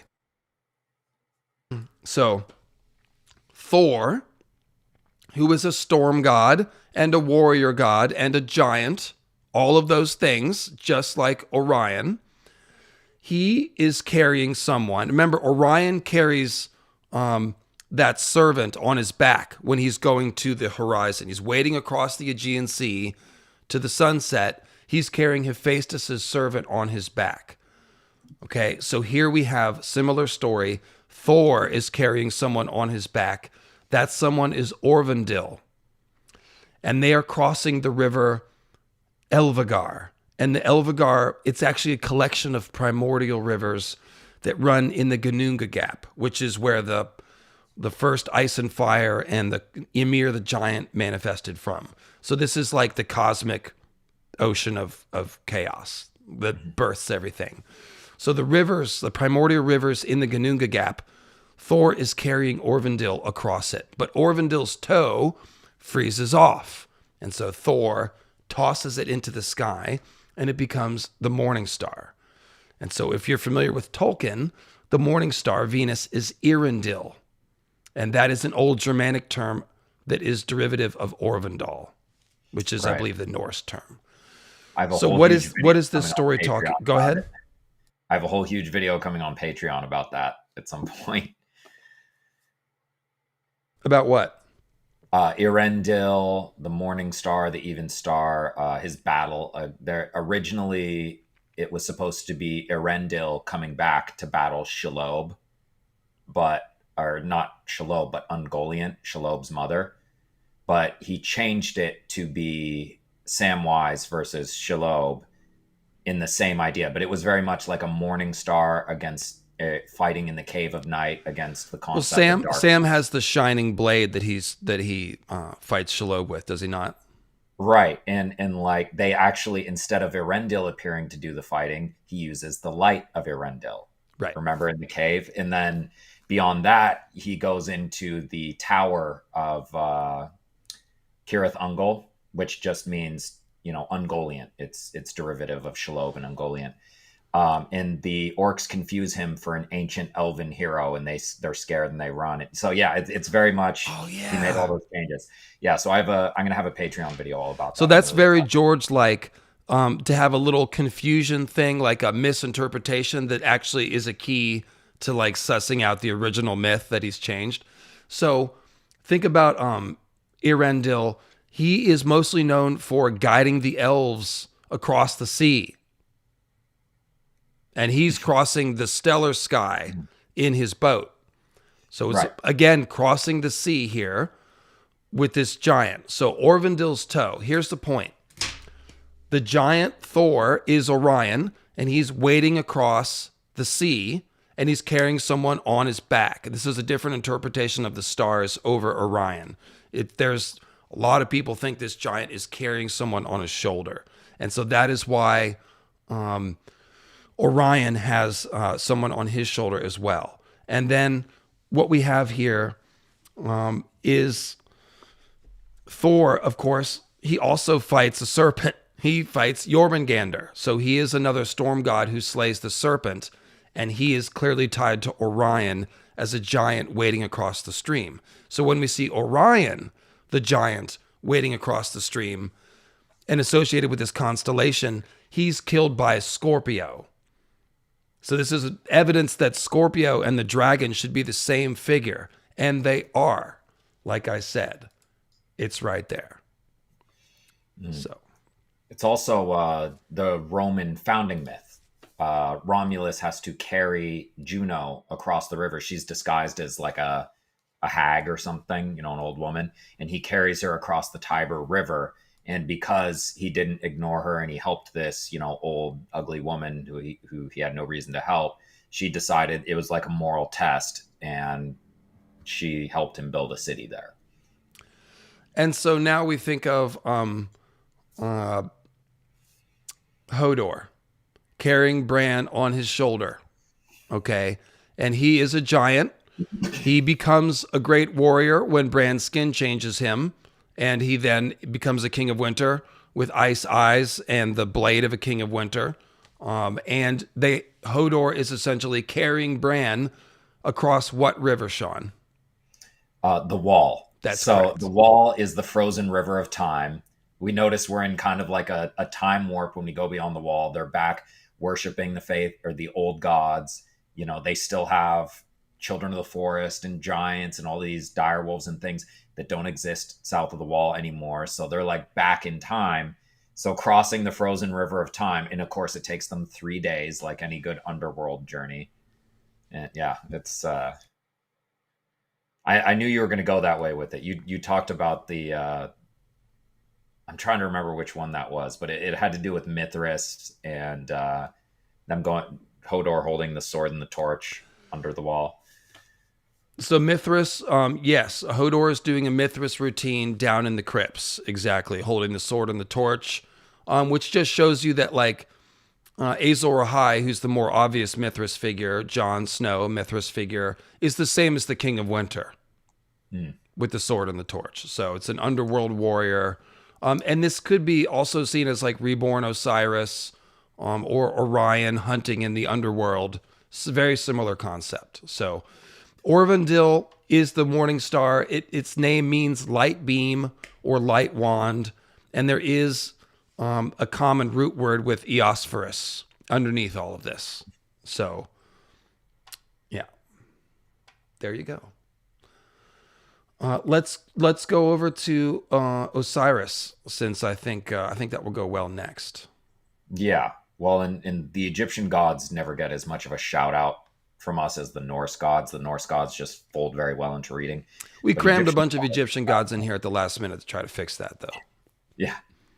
So Osiris is interesting. He inherits the kingship. The becomes the pharaoh of Egypt after Ra. Ra gets poisoned, and this George does some of this stuff too. Ra gets poisoned by Isis, and then Isis is Osiris's wife, and Osiris becomes the king. It does not last very long. He gets tricked by trickster god Set, who tricks him into getting into a coffin and kills him, dismembers him. And Osiris is in a bunch of parts. Isis goes and finds all the parts, puts them back together, except the part she can't find, the most important part for a fertility god. So she makes him a new one out of wood, no problem. And then they mother and father Osiris in that little exchange. She's somehow out of that. Horus. In that exchange, somehow they're able to get a baby out of that piece of wood she slapped on. And Osiris, gods, when they die, they don't die like other people. So he goes to the underworld and becomes the king of the underworld. He adopts Anubis, who is actually the son of Set, as the god of death. And he kind of creates his own godly hierarchy in the gods of the underworld, which were very prominent, the gods of the Duat in Egyptian mythology. And so Osiris, it's interesting here. Let's see. There's the main thing about Osiris that we've talked about before is that he's, Horus seems very much like a last hero figure, particularly with the 12 + 1 last hero math. He led 12 people. Osiris is also interesting because he is a green god. He's a fertility god, just like Cernunnos is lord of the underworld. Osiris is associated with fertility, but then also resurrection and rebirth. So he's a lord of the underworld that also keys resurrection, and he has green skin to that effect. So he is Egypt's version of the Green Man, oddly enough, which is pretty cool. And so Osiris, he is associated with Orion. But it's not the Dragon Slayer myth in Egyptian mythology. It's actually Ra and Set going together to the underworld to slay the So it's all of them, and it's Apophis, the great evil snake of chaos. Yes. What's interesting about it is that Set, who's an ally with Ra, he is standing at the front of Ra's bark, and he's the one who slays the dragon. Right. So it almost makes me wonder if Set is another echo of this idea of Osiris as a dragon slayer, Orion as a dragon slayer. So it's kind of an interesting position because Egypt is going to just be the geography and the layout is different. It affected their culture. It affected their religion. So Set is the god of desert storms. He's a war god. And you kind of expect the storm god to fight the primordial chaos serpent dragon. And that's exactly what happened. He's basically a desert storm god. Yeah. Right. But Horus was also involved. Horus is fighting against Apophis. Osiris, Isis, all of them are fighting against Apophis in the sunbark, the sunboat, going through the night, essentially. So they did this every night. Whereas we see the cycle of the seasons in a lot of other religions. Egypt boiled it down, the same idea, but boiled down day to day to day. So every day, Ra has multiple different forms. In the morning, he's a dung beetle. During the day, he's the embodiment of the sun. Then he becomes a falcon-headed god, or he becomes a bull-headed god at dusk, and then a falcon-headed god at night as he goes through the underworld, the Duat, with all of these people to fight Apophis. And there's an organization around Ra. So it's Apep. Apophis is the Greek name. Original version would be Apep. That's the Egyptian. Sure, yeah. And this is here's Set spearing him on the front of Ra's solar bark in the underworld. Is that Set? That looks like a bird-headed god. It's the Set animal. You can see the downturned beak of the Set animal and the giraffe-like little antenna. But yeah, he's a jackal-headed god. Well, it's debated. There's like 15 different animals that they associate with it. Jackal is one, but it's not definitive at all. He's a mishmash. And he usually appears in more of a dog form. But the two little things on his head are likened to a giraffe's little stubs by Yeah, the some. said animal, the what might, well, they're not ears, but whatever they are. He's a mishmash. Yeah, there's elements of a lot of different animals. The point is that he's a monster. So it's really not important which animal he is. But that is him.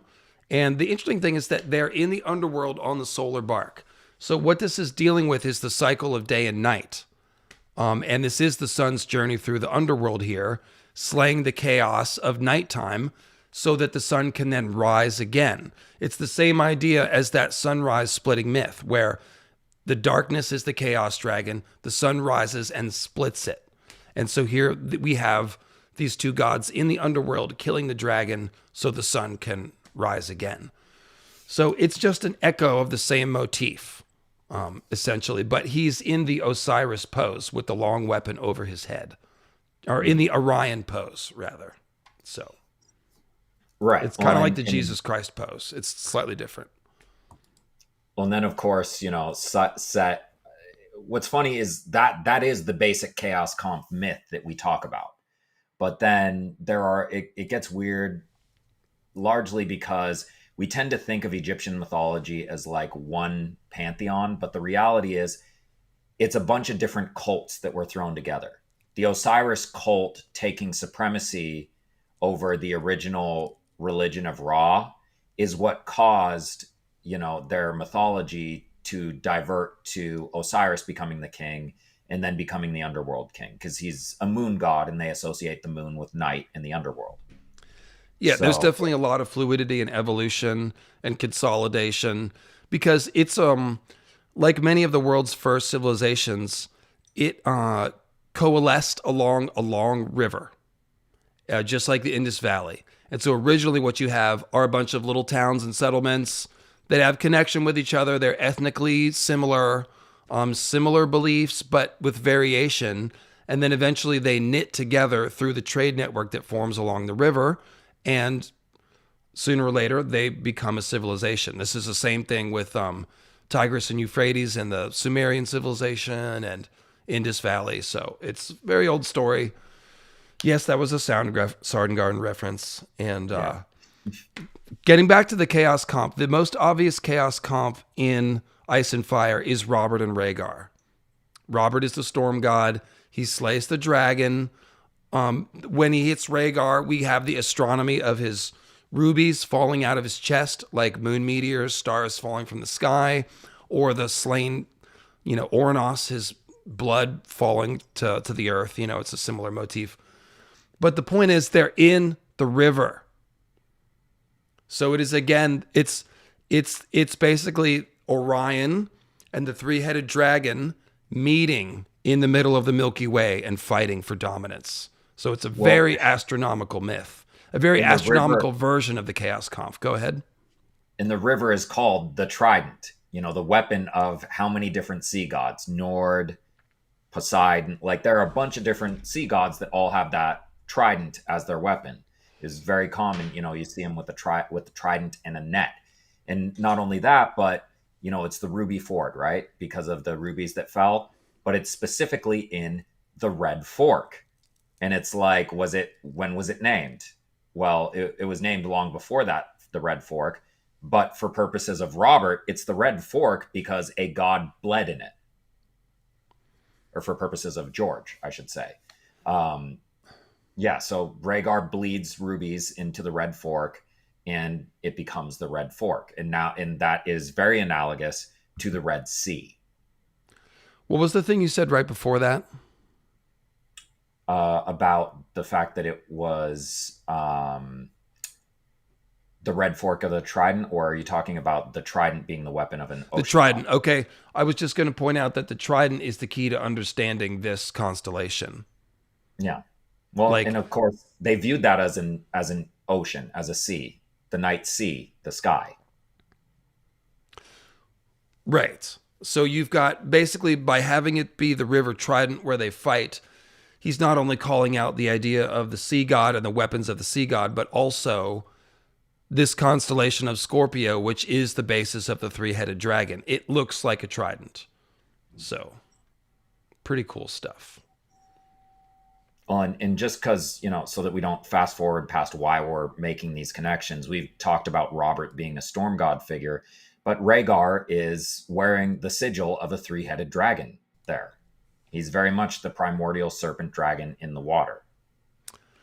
Yeah, so he's kind of almost female coded, and he's receiving Robert's strike, so. It's hammer time. Shout out to those Egyptian myths about male gods impregnating each other, So. Ooh, yeah, but I mean, the whole chestnut thing that we talk about, where Azor Ahai stabs Nissa in the chest, but it's really meant to call out a procreative thing, where we have... penny tree, a lightning rod. You're making some jumps here. I need you to slow down. Okay. Stick with Azor Ahai for a minute. You pointed out to me yesterday, Nissa, the sword is forged in her chest. And so where's Rhaegar hit? In his chest. Then you've got the blood, the rubies that symbolize blood and fire pouring out, just as Lightbringer comes out of Nissa's chest on fire and burning red. Right. So. And Jon is born. And yeah. So let's finish with Horus, since that's related to Osiris. He's basically what? I mean, he's the promised one. He's the one who comes back and wars with Set and avenges his father. He's a falcon-headed god. Horus the Avenger is his title, and that's a great title. But yeah, he's born posthumously, to the kind of reconstituted Osiris here. Set is trying to kill him to protect his rulership. But then he eventually, they fight. The stuff that we won't mention about, males trying to dominate each other. We'll ignore that. But he eventually defeats Set, assumes the throne, actually through trickery. And he's very last hero coded. He loses an eye. Set chasing him around at one point stabs out an eye. He's able to replace that eye with a glowing silver blue eye spun from moonlight, courtesy of Khonsu, another Egyptian god, specifically the god of the moon. And so we have talked about this before. Horus's face is the sky. One of his eyes is the sun. The other is the moon. And the eye that is wounded and replaced represents the moon and the cycles of the moon, because it disappears and comes back. So, of course, it's replaced by the moon god or by moonlight. So, yeah. And that's, George is referring to that with his God's Eye mythology. Yeah. And the God's Eye, the idea behind the God's Eye is it's a lake with an island in the middle, but really it's a symbol of a solar eclipse. And so if the sun is the eye of God, or the sun and the moon are the eyes of God, this is basically like God going cross-eyed, if you want to say. But when these eyes line up, and then it is blinded by the comet, that is the putting out of the eye. So this is Odin losing his eye. This is Horus losing his eye. There's a lot of, basically there's a lot of moon eyes in Ice and Fire. The Isle of Faces, which is the eye in the lake, has weirwoods on it with moon faces, white moon faces on the trees. So how do you green see? With a God's eye. But yeah, that's it's right. There's also a sacrificial nature to it, right? Like you lost your normal eye, you replaced it with a magic moon eye. And specifically in Egyptian mythology, he can see into the duat, the spirit world, the underworld that's kind of folded on top of our world. He can see into that. And it's a kind of a shamanic otherworld concept that's pretty similar to Odin. Like the idea he sacrificed his eye in order to, gain omniscience, right? So it being able to have, see all, it's very sacrificing an eye to see all. It's an interesting concept. It's a third eye concept. And Horus is doing a lot of the same things that Odin is. Well, so it's an inherently shamanic concept. And this is actually an archetype we skipped over, the shaman or the magician. And it's basically the Odin concept, the Odin bargain. You're trading physical skill for magical ability. With Lucifer or Prometheus, they steal the magic first and then they're punished. You know, Lucifer is made into the devil according to the mangled Christian mythology, and Prometheus is punished. You know, the eagles ripping out his flesh every day. Doesn't sound fun. The point of the shaman, as we mentioned, he's walking between the worlds, so he's half mad. He's also seen as half dead because he's half in the other world, which is the realm of the dead. Odin has to sort of die, sort of not, hanging on the tree to see the runes, etc., etc. And these figures are also benefactors of mankind because they visit the spirit world and bring stuff back, usually knowledge, insight, and things like that. And so with Lucifer, Prometheus, Hermes, Thoth and Ta, Pan, these are all gods that inspire creativity and creation. Yeah, I mean, you talk about where shamanism comes from, and you've talked about it a lot from, specific tribes in what is now Russia. But it's the idea going backwards and forwards throughout the Proto-Indo-European pantheons. You find it everywhere. Yes, because shamanism is the oldest religion. It goes back to before people left Africa, and we see echoes of shamanism in every world mythology. I think that's a very solid hypothesis that I did not make up. Not mine. No. People have always liked drugs and greater understanding. So, well, drugs are pretty wild. The psychedelic ones, they really are. So, if you believe in magic, then yeah, the whole thing is a little different. So let's see here. I wanted to talk about next. Who did I want to talk about? Well, let's just go to Odin and Loki since we cracked that topic open. Okay. Yeah. Odin, everyone's familiar with most of the Odin stuff, but let's run through this. Some of this stuff may have missed people. The core concept behind Odin is the frenzy and the madness. It can be either a shamanic frenzy that leads to like poetic inspiration, or it can be the battle lust, the battle bloodlust. Yeah. And those, not only those existing, but really overlapping is kind of one of the main purposes of Odin. But the stuff that you added to this, really, like when you're talking about Ymir and a lot of the kind of the origin of the Norse universe, like George really implemented a lot of that in A Song of Ice and Fire. And even the name, A Song of Ice and Fire, yes, it's from a Robert Frost poem, but it's also the Norse creation myth. So explain the Ymir legend. So Ymir was the original giant, the original being, and it was really just, him among the stars at the convergence of Muspelheim and Niflheim, the realm of fiery destruction and the realm of ice. And just him and a cow, right? Right. Him and the celestial cow. He's just sucking milk straight out of the udder, cut out the middleman, and he grows up big and strong. He's a big giant, and he starts having kids somehow. It's all very sketchy, but eventually his grandsons, Odin, Vili, and Ve, they kill him for nebulous reasons, but they basically make creation out of him in the same way that we were talking about storm gods making creation out of the primordial serpent. So like the bones are his mountains that are the mountains of the world.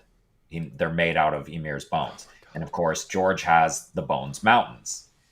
So like also the Giant's Lance Mountain. Yeah. Whether you want to consider that the Giant's sword or the Giant's sword, it's, so, and then, the Gununga Gap. Well, hold on. Let's stop there. Osiris has a wooden lance, and he is a giant. tied to Orion, who is this giant figure, this giant warrior that we're talking about. And then, of course, Gregor Clegane is the mountain that rides. He's a huge warrior as well, who becomes undead. Yeah. Right. Well, and not to put too fine a point on it, but the idea of shooting wooden arrows is the idea of a phallic shaped object and firing, that impregnates people. So it's all very sexually coded, no matter what. And so basically, this is a similar version of the Dragon Slayer myth. Ymir is a terrifying giant, and he is born from chaos. He is the original being, and he's also associated with the cow. Tiamat, also associated with the cow, and as are almost all mother goddesses. And so he's nursing from the cow, and we're slaying the giant and making the world from his parts. So it's very similar. And Ymir comes from Yma, which is Proto-Indo-European for twin. And of course, Tiamat and Absu are twins. They are twin waters and twin serpents. Absu, also a serpent. I didn't know that about the etymology of Ymir. I'm not usually caught off guard by the etymology. That's okay. That's interesting. Yeah, that's Craig and Ford. He's big on that one. It's Manu, the Manu or Manus, and then the other one is usually Ymir or Yma, some version of Yma. So, yep, and it's a similar with Romulus and Remus. The names are different, but it's the same. Got to kill one twin in order to create not the world, but Rome. Okay, they're nursed by a wolf mother instead of a cow, but still nursing off of some mother animal that's like just mysteriously there. Well, and Odin makes the oceans from Ymir's blood. And of course, in George's little chaos comp, the one we talked about as being the foundational one, Rhaegar and Robert, we have his blood and his rubies going into the Red Fork, which is like the Red Sea because it's a fork of the trident. It's a sea god symbol. And we also see Euron, who's a version of Odin, sailing on the Sea of Blood as if he has just slain Ymir, if you will. Odin also makes the first humans from trees, Asker and Embla. Asker is an ash tree. Embla, there's a lot of debate about it. Might be vine, which is the idea there is a flammable vine. Vines are what they use to start fires and stuff a lot of times. So it's a tree creation myth. We've talked about this. Ragnarok at the end, the last survivors go into the tree and reemerge. So it's a recapitulation of this original creation myth. There's a lot of tree people creation myths out there in the world, and this is one of them. Well, and one thing we talked about is the hair from his trees made from his hair. And of course, we have this equation we keep seeing or being equated. People with kissed by fire hair looking like werewoods. Looking like what? Werewoods with the red leaves. Oh, yes. So, right. Trees' hair. Tree hair. Totally. Yes. Absolutely. And then we're familiar with the normal Odin stories. He pursues magical knowledge relentlessly, trades his eye for a sip from Ymir's well. That almost might be the same as Orvindil's toe getting tossed into the sky. I wonder. Forget about it. That's just speculation. Okay, so he hangs on Yggdrasil. Basically, he's sacrificing his physical abilities to get magical abilities. We've talked about this. Like Bran. Like Bran. So let's talk about Thor real quick. We've already alluded to him a little bit. He's from the Proto-Germanic word for thunder, Thunaraz, which became Thunar, which became Thor. And this is also the same root, Thunaraz, that is in Tyrannus. Tyrannus is the Celtic storm god, about whom we know almost nothing.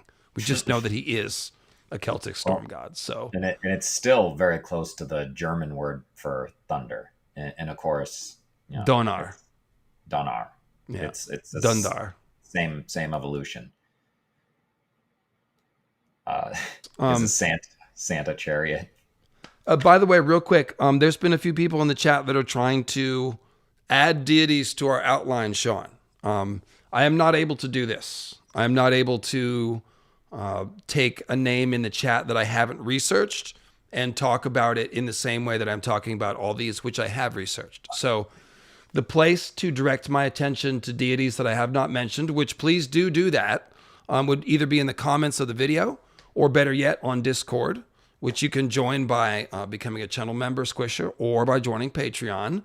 You can join Discord, and there's a forum called LML Feedback. You could go there and tag me and say anything you want, and I'll see it. And I would love to talk with you about, somebody earlier suggested a South American deity. I think I've navigated off the tab. I looked it up real quick. I couldn't fit it into the presentation because I wasn't familiar with it. So that's all I'll say about that. We very purposefully excluded those because there's just too much. It's not that we, don't find them important. And George is definitely using some of them. He named characters after them. So, but it's a broad subject. And when we do these outlines, we do either a brush up on gods that we've done a lot of research on, or we're straight up doing a lot of research the week leading up to it. So we can't just do extra ones on the fly usually. So yeah, I mean, it's not that we're against it. And it's not that they're not important. Right. Exactly. Yeah. So do it right. Yeah. Leave a comment or hit me up in Discord, and I will definitely be interested to follow any trains that anyone is noticing. This is my bag. So Thor, like many storm gods, is pulled by a chariot. Marduk and Indra both have chariots. By the way, the one thing that I found interesting about Tyrannus is there is a Celtic wheel god that is associated with thunder that people think may well be the same as Tyrannus. I say yes, because all of these thunder gods have chariots, and the horse chariots are what thunder. They literally sound like thunder.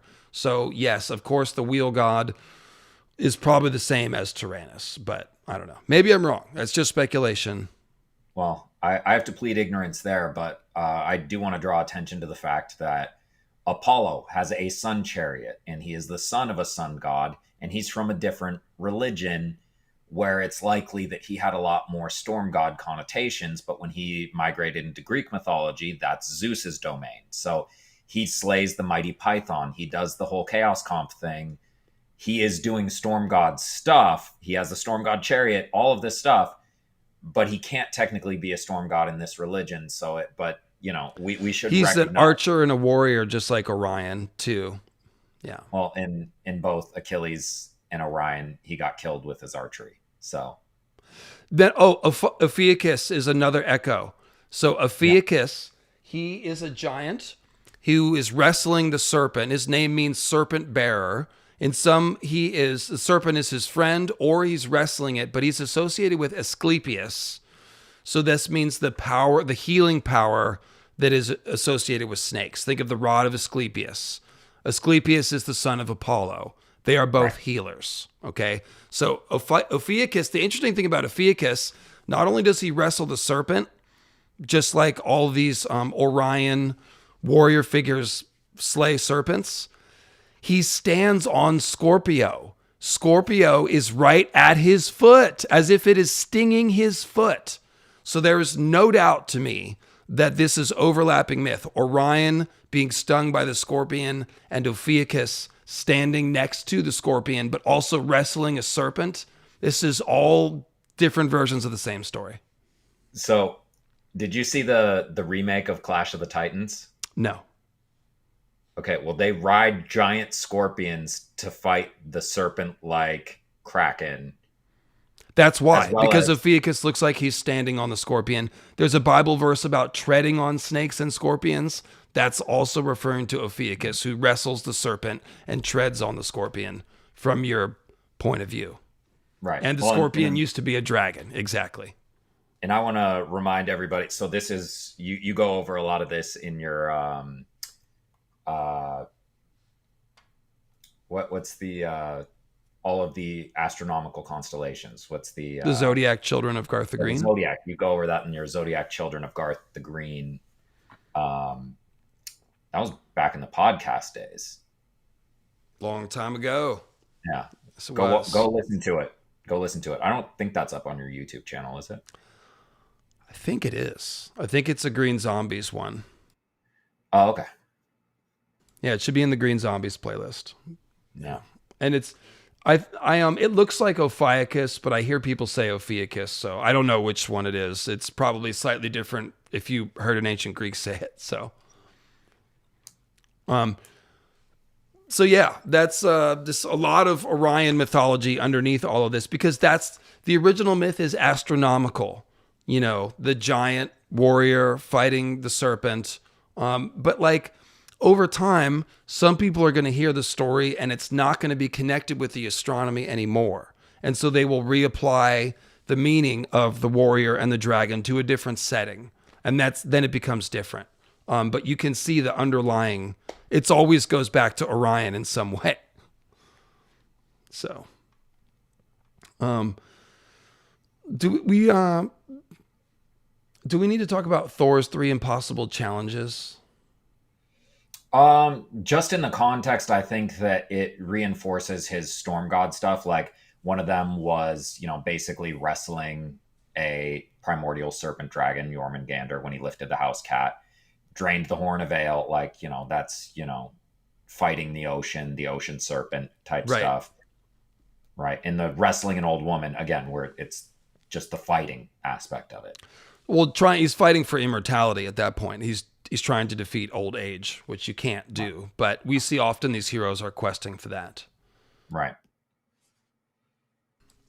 All right. So I think it's about time for a t-shirt drawing, Mr. Maynard James Plum. Maynard James Plum has the list of patrons that correlate to numbers. And so I will now bring up this window.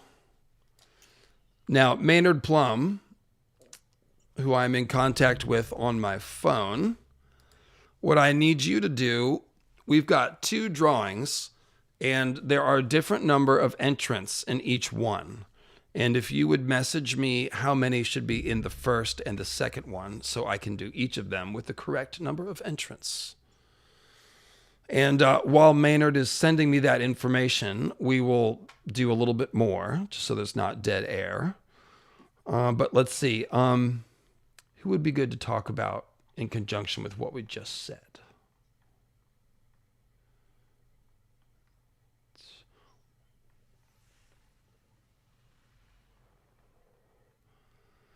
Why don't we do Helios and Hyperion and Apollo, since we've just talked about Apollo? Sure. So this is kind of like an example of just pantheons evolving. Hyperion is not specifically identified with the sun, but he is the titan of light and watchfulness and day and all that kind of stuff. So it's kind of implied. And he has 3 main children. He has other children, but the 3 main children from his main wife are the sun god Helios, the sun god or the moon goddess Selene, and the goddess of the dawn Eos, who we talked about Eos a lot last week and Selene a little bit. But Helios being the original sun god here, the original one who rode the sun chariot. What we talked about with Apollo is that he's not originally a Greek god. He was imported. And he had kind of a different role in his original religion. When he made it into Greek mythology, he basically took over Helios's job. And sometimes they talk about the transition, but usually they just straight up replaced Helios's name in the myths with Apollo, like find and replace, Control D, Control F, like. And in addition to that, he kept a lot of the smaller implications that he had from previous religions. So he's the god of everything. He's the god of the sun, like we talked about, but he's the god of music, healing, prophecy, poetry, archery, so it just kind of keeps going. And he's the son of the sun god, or the son of the storm god, doing storm god things. And again, the python that he slew was not a giant snake. It was a dragon, and they named the snake after it because it was big. Very cool. And so I like how there's like elemental representations of these forces of nature, and then they sometimes solidify or give way to these deified forms. Right. That's a very interesting thing, because the Titans always represent like the more chaotic version of something, and then the god form represents like the controlled or channeled, tapped into version of that power. Right. Hyperion giving way to Helios, which is a lot more defined. Helios is a sun god. He's portrayed, he's anthropomorphic. Hyperion, chaos. He's just light, watchfulness. I don't know that they ever, show his face. Sometimes there's like a helmet, but like, yeah, he's definitely a lot less defined. The elemental force, as you said. Cool. So let's give away some T-shirts, and I think what that's essentially talking about is this whole idea that we see over and over in mythology of man trying to tame the chaotic forces of nature. So we've got these titans that are more antagonistic, and they're the more chaotic versions of these forces. And then we see these humanized gods. They're a lot more like people, and they are the focused energy. So the sun gods are now, impregnating things and interacting with the earth and having children and stuff instead of just being. Yeah. Well, and Prometheus, the Titan of forethought, a Titan who has kind of a prophetic bent, being the one to steal the fire of the gods and give it to humans. That's a very chaotic act. We've done some chaotic stuff with fire. Well, fire is an embodiment of chaos. It is, right. You have to apply a lot of effort to control it, or else it will burn everything down. Yeah. So we've got 2 drawings, as I said. This will be for all patrons at the $15 level or above. There are 25 of you, and one of you is about to win a T-shirt. I'm going to take this number, and shortly Maynard Plum will message me, who has the list, and he will tell me the name of the winner. Then I will do a second drawing for patrons $20 and above, and there's only going to be 13 of you, and one of y'all will win a T-shirt. So first number is, oh, look how fun. And it's even green. It's not easy. I'm going to feed my dogs during this. Number 25 is the winner. So Maynard Plum will let me know who that is, and I will announce their name. We will email you. You don't have to do anything. We will use your email address that you have given us at Patreon. So just check your email. You can also, we will announce the winner on Patreon. So if you're worried about missing the email, just look at Patreon later today. We'll have the name on there. And then, we'll contact you and we'll figure out what shirt you want, what size you want, etc., etc. So that was the first one. Number 25 is the winner. We'll find out who that is in just a second. And we'll do the second drawing. Oh boy. Leah. Oh, Leah, who is a Valerian Freehold member. Very cool. Leah, you have won the first T-shirt. Second name on the list, on the video, I believe. And here we will do spin number 2.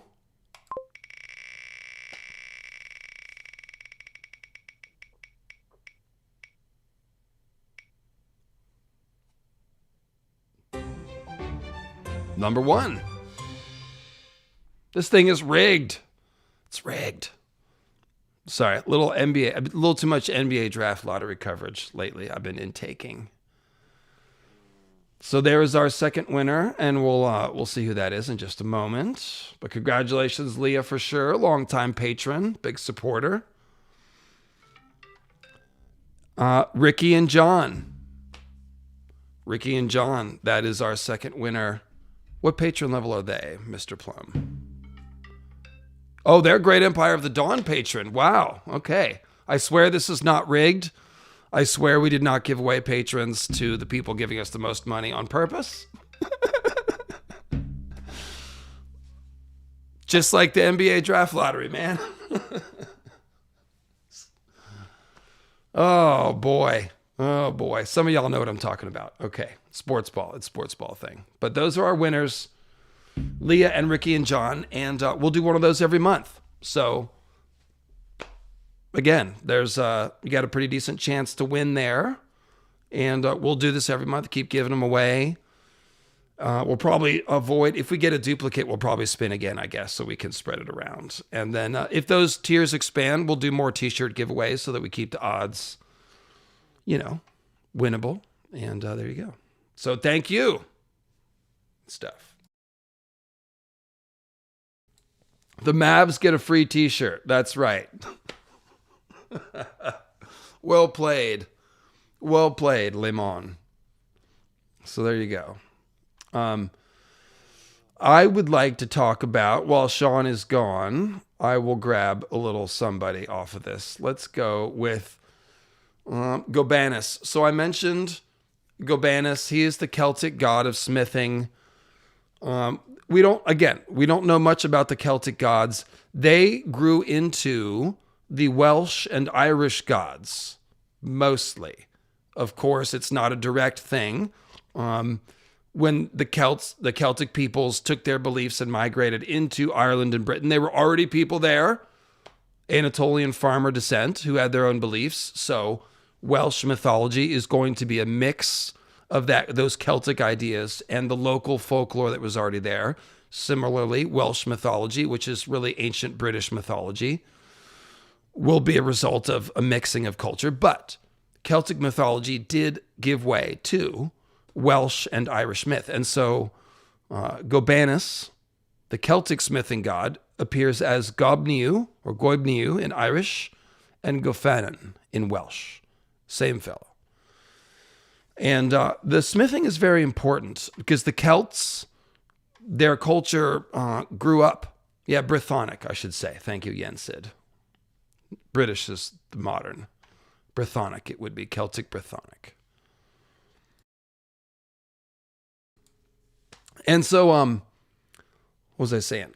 Smithing is important. So when the Celts were starting off, it was late Bronze Age. And they really were one of the first cultures to do a lot with iron and steel.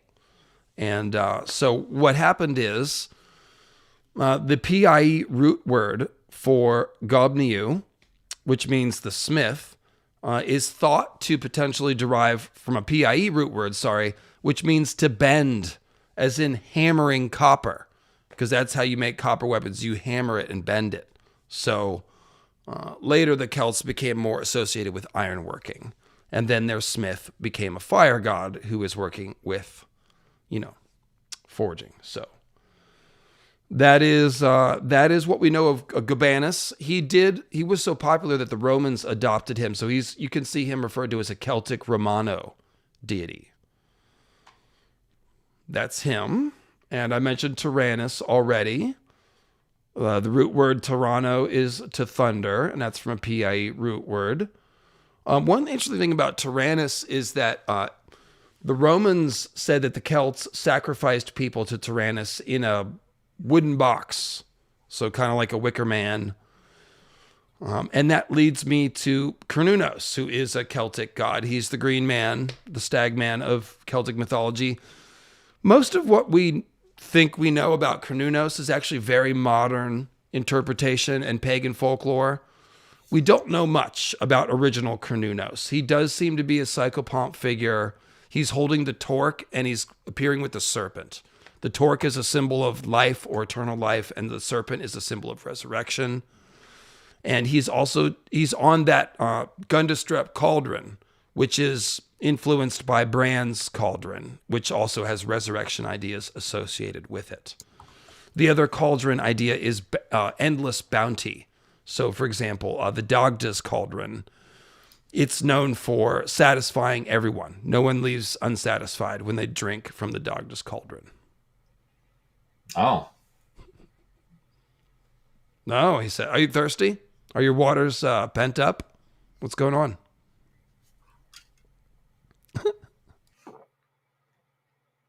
So I've talked about Cernunnos more than any deity on this channel. Like I don't want to go over all that again. All the Green Man resurrection stuff is coming off of that. It ties into Odin as a shaman and as a wizard. The main thing, it's similar to Osiris. When he's alive, he's associated with fertility and wild nature, but then as a dead or undead resurrected figure. He's a lord of the underworld and a psychopomp and someone in charge of resurrection and therefore cycles of life. Just as nature has those cycles and nature is reborn, Cernunnos is reborn. So, right. Yeah. Don't really think we need to go over that. Let's go to the Dagda. The Dagda and Lug and Nuada. This is stuff we haven't gotten into, and people have been asking us to get into it. So, yeah. there's a lot of smithing ideas that run through this, because all of these gods are associated with craft, art, civilization, music, basically order, organizing stuff. They're associated with air and light. This is basically all the Tuatha, or the Tua Daedanan. And so Lug is a direct descendant of that, or Lu, I should say. I always want to pronounce the G, but it's really just silent. So Lu is also very clever and skilled at everything. The Dagda is skilled at everything. There's this big thing with skill and ability and cleverness and ingenuity in Celtic culture, and subsequently in Irish and Welsh culture. So let's talk about the Dagda first. It's kind of where it starts. Yeah. So the Dagda is a little bit interesting. He is actually the chthonic earth deity, even though I just said all this about the sky and air and light. The Dagda, he is like very much a chthonic underworld deity. And he is associated, he's very much very Odin-like and very Green Man-like. He's associated with druidism, magic, knowledge, wisdom, but also fertility and the cycles of resurrection. He, in fact, has a really cool staff or club, doesn't he, Sean? Yeah, well, and you say staff or club because the word that they use to describe it means both in the Celtic translation. So the point is not whether it's a weapon or a walking stick or whatever. The point is that it's a bit of tree that he's carrying around. So, the staff or club, it's very interesting. He also, what's the main attribute of the staff?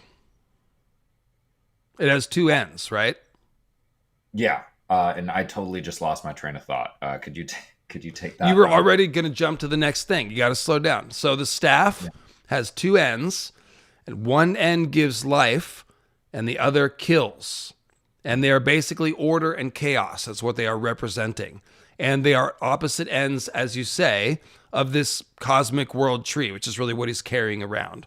So it begins to appear very much like Odin. He's in charge of death and life. He can kill and resurrect, just like Odin. And he is in charge of the world tree. He literally carries it around. Odin has Gungnir, the spear, which is made from Yggdrasil and is therefore a model of Yggdrasil. Sun Wukong's staff is also the world axis. Similar idea. Right. And then of course we see, Odin with the Well of Mimir, very much like Dagda and his cauldron. We keep seeing everything in fours is something that we noticed yesterday. And one of the big themes that they talk about being associated with the Dagda is the seasons, obviously, because he's, god of fertility, life, but also death. So he's the whole cycle. So the four seasons are represented in his club. They're represented, by the four jewels in his cauldron, the cauldron that leaves everybody satisfied. And then we move on to his harp. That's like the next thing. And it has the two names that four-angled music, but also Oak of Two Meadows. So we're kind of marking him with the Oak and Holly King cycle here too. Yeah, and the four-angled music, I looked into that. It is like music harmonized to the four corners. It's absolutely talking about the four corners of the world, similar to the music of the spheres or whatever. His harp is a song that can create, essentially. Mm-hmm. Yeah. He was prophesizing the rise of the group, the Four Seasons. Good place to have a press conference. Four Seasons Landscaping. Yeah, thank you, Richard. He's a fertility, heart, and agricultural god. He's definitely in charge of landscape. He definitely is. a good name for a landscaping company. So Yeah. now, one of the interesting things about him, he is one of his epithets is Horned Man of the Border. So Psychopomp, Cernunnos, Odin, right there. Another one is King of the Land. So he is also the Lord of the Mounds. Same idea. His other epithets are Dark One, Brown or Reddish Brown Face, Earth Face, Hard, and the word for hard is Dur, D-U-R, which makes me think of Durrandin. Yeah. Well, and those are both taken from Durran from Tolkien, who is the father of all the dwarves, and they were made from stone. So it's Made from stone, and they work metal. Yeah. So let's see. One of his sons is called Aed, and it's Aed. Aed is a figure that represents sacrificial fires and funeral pyres. Okay, so what this is talking about is the fact that druids are always the one to light these sacred fires, and a funeral pyre or a sacrifice is burning things to convey them to the spirit world. That's the point of a funeral pyre. The spirit world is governed by the Dagda, who is the druid. So the druid's son is the fire that he lights. That is why Aed is the son of the Dagda. It's basically, like I said, the children of a god are their aspects and implements. So that's the idea here. He is not a sun god, but he is the king of the gods, and he has this fiery aspect sort of in the shadows, in that he kindles these fires. So I don't know that there is a straight sun god in Irish folklore, but he might be the closest thing in that sense. Well, and it's just hard to track because we only have like the Christian interpretation of it, where they've turned a lot of these characters into more like folkloric heroes rather than gods, and we're not sure which is which. And they've, possibly wholesale erased other ones. So it's just hard to track everything that's going on. Figures like Tyrannus, we just have no idea. Earlier, there was a super chat from Tiresias mentioning the Anunnaki and the Tuatha being similar. Yeah, when the Christians came across the legends of the Tuatha, they associated them with angels. And of course, the Anunnaki are essentially like fallen angels from a biblical perspective. In Sumerian myth, they're slightly different. They're the children of Enki, actually. But they are basically god humans. They are semi-divine, semi-mortal beings that come from the sky. And the Aishi are associated with the air and light. Not the Aishi, sorry, the Tuath, the day. So, yes.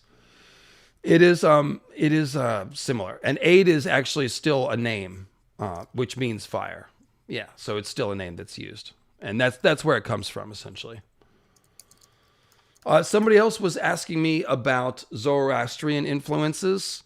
Vedic Danny is the video. It's mostly about Indian myth, but of course Indian myth and Iranian Zoroastrian myth share a common origin that's only a few hundred years older than each of their mythologies. And so, yes, I talked about Azidahaka and Ahi, and how Azor Ahai's name seems to be cobbled together from Azidahaka and Etar and Azar. These are all words that have to do with fire from Persian dragons. And Indian myth. Go ahead. And dragons. And dragons, yes. Right, which is funny because like the character that we have most associated with it is supposed to be like, in this idiom, is the Dragon Slayer. The Azor Ahai is supposed to be the hero who kills the monster, the Dragon Slayer, but he also is kind of the monster in the dragon. Yeah, and Azidahaka has got the dragons on his shoulders. He's three-headed too. He's got two dragon heads and one normal head. So, yeah. Yep, there's a lot of Zoroastrianism behind all the Relorism. And then there's also this weird Mithras connection where there's a Roman Mithras, which is probably partially based on the Indian Mithra, but it's not the same and shouldn't be considered the same. It's always this, whenever we talk about mythological connections, we always have to make these distinctions. But Roman Mithras is the one we know more about, and he is definitely partially an inspiration for some stuff in Ice and Fire. Let's go up to Mithras real quick here. We pretty much covered the Dagda. Yeah. He's a green man. His wife sure. is the Morgan, by the way. Yeah, the Morgan we talked about last week. If you missed it.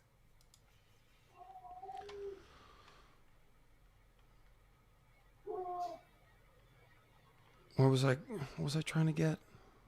Mithras. There he is.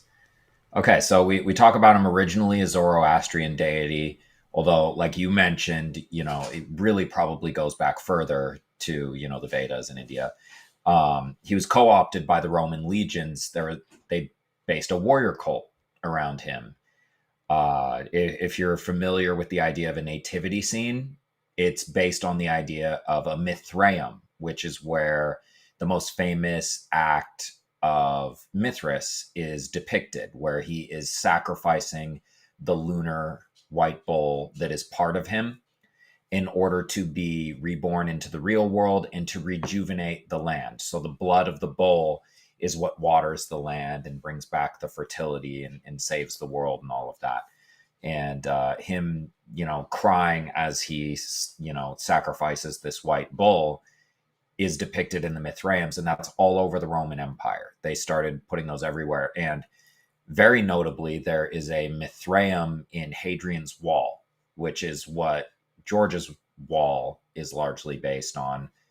And John is very much a Mithras last hero figure. So that's very consequential. But yeah, you find the Mithraeums everywhere. They're supposed to be secret, but we have found them all across the world, even as far as northern edge of England. Yeah, Jens said, like I said, Mithra and Mithras are different. The Roman Mithras seems to be influenced by the Vedic Mithra. That seems to be the relationship. Right. There's a lot of fire and sun associations with both, I believe. But I don't have that whole presentation queued up for you. And like I said, it's mostly the Roman Mithras that we seem to be drawing from, particularly the whole white bull thing. With Gerald Hightower, the white bull, being slain at the birth of John, who is Mithras. John is the lord of the underworld. He's making covenants with the wildlings and probably with the others and stuff like that. So and then Ghost is John's own white bull. So yeah, a white wolf that's part of him. Yeah, and not only that, but then you have like another birth, the birth of Monster. Who's following a similar track. Monster, you remember with Sam and Gilly. Monster is born. Mm-hmm. I forget what they eventually named him, but he was born at the death of Blackjack Bulwer. Remember, they were burning him. Oh, so that's kind of they were burning, right?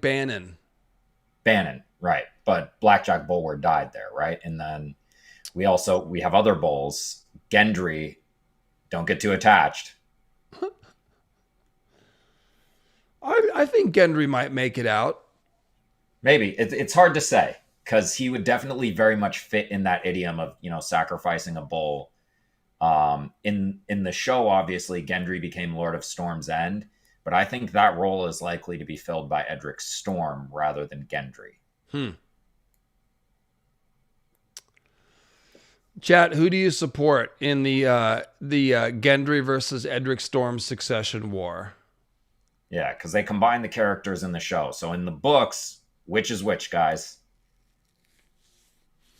Yeah, what about Maya Stone? Justice for Maya Stone. Probably the best ruler out of any of three of them.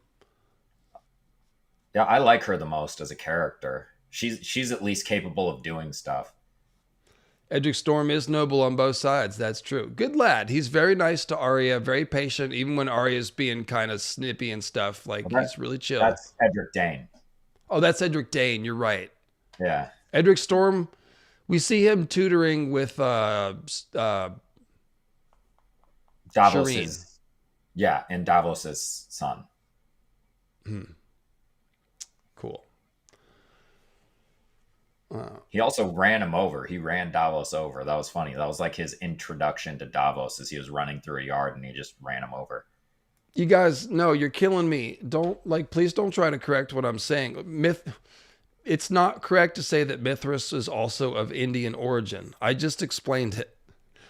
The Roman Mithras is probably inspired by the Vedic Mithra. That doesn't mean he's from India.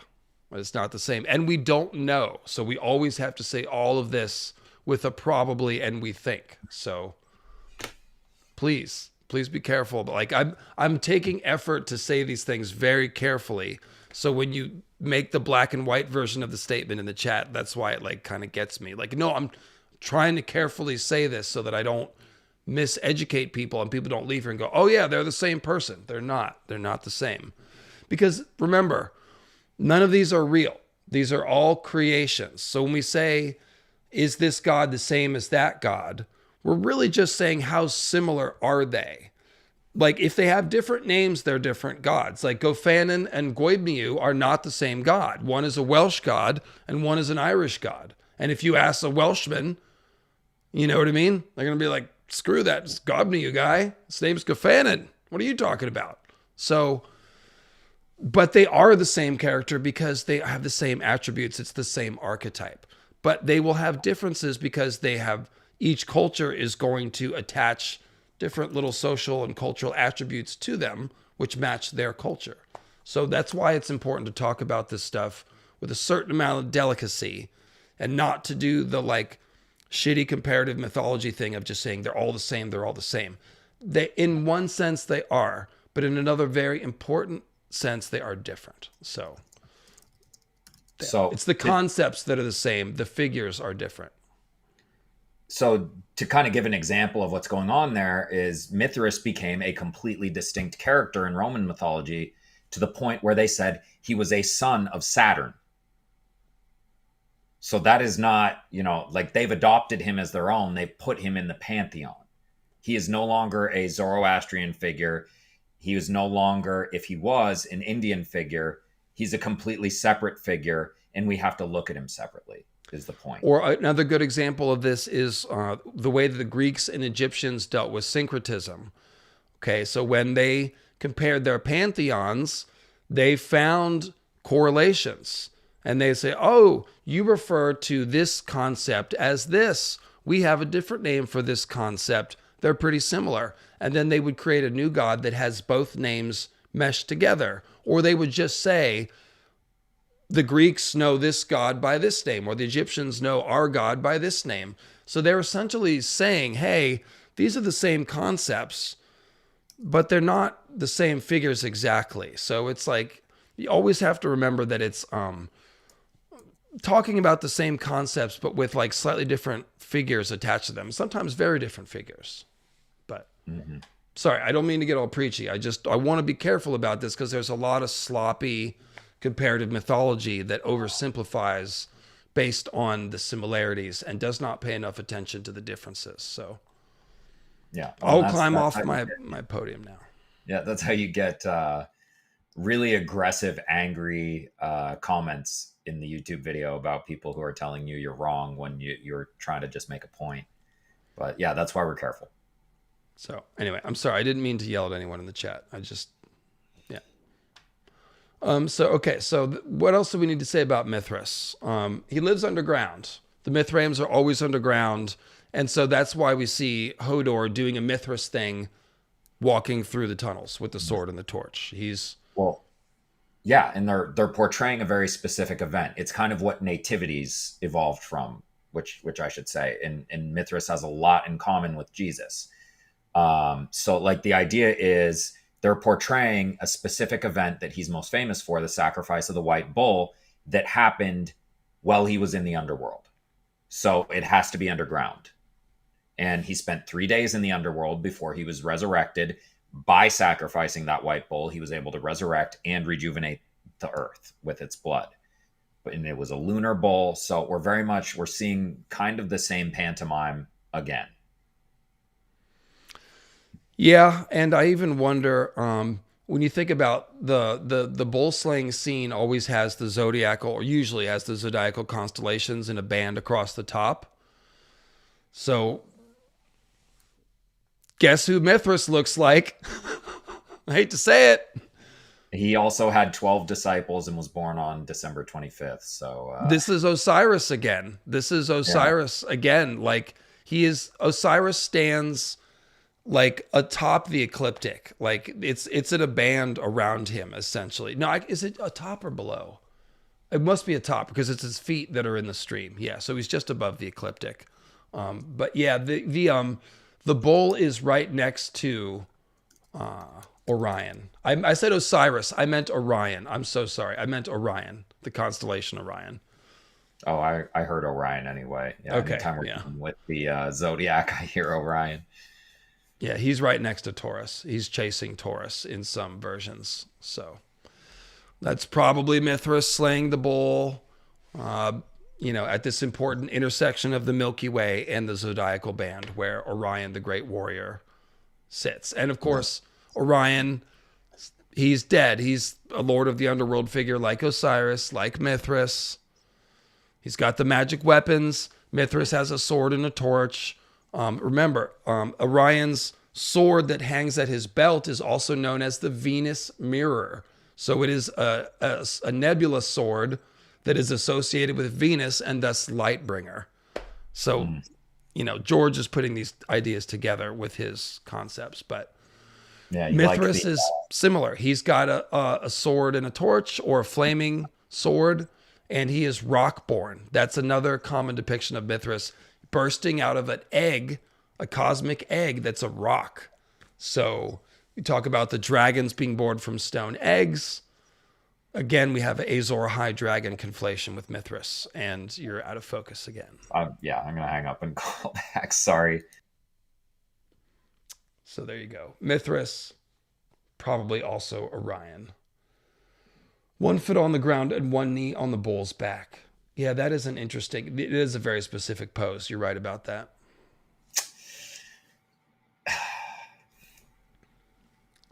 Mithras and Gilgamesh and Orion all share parallels and have been linked in different religions and cultures. There you go. So other people agree with my instinctual reading of the mythology here.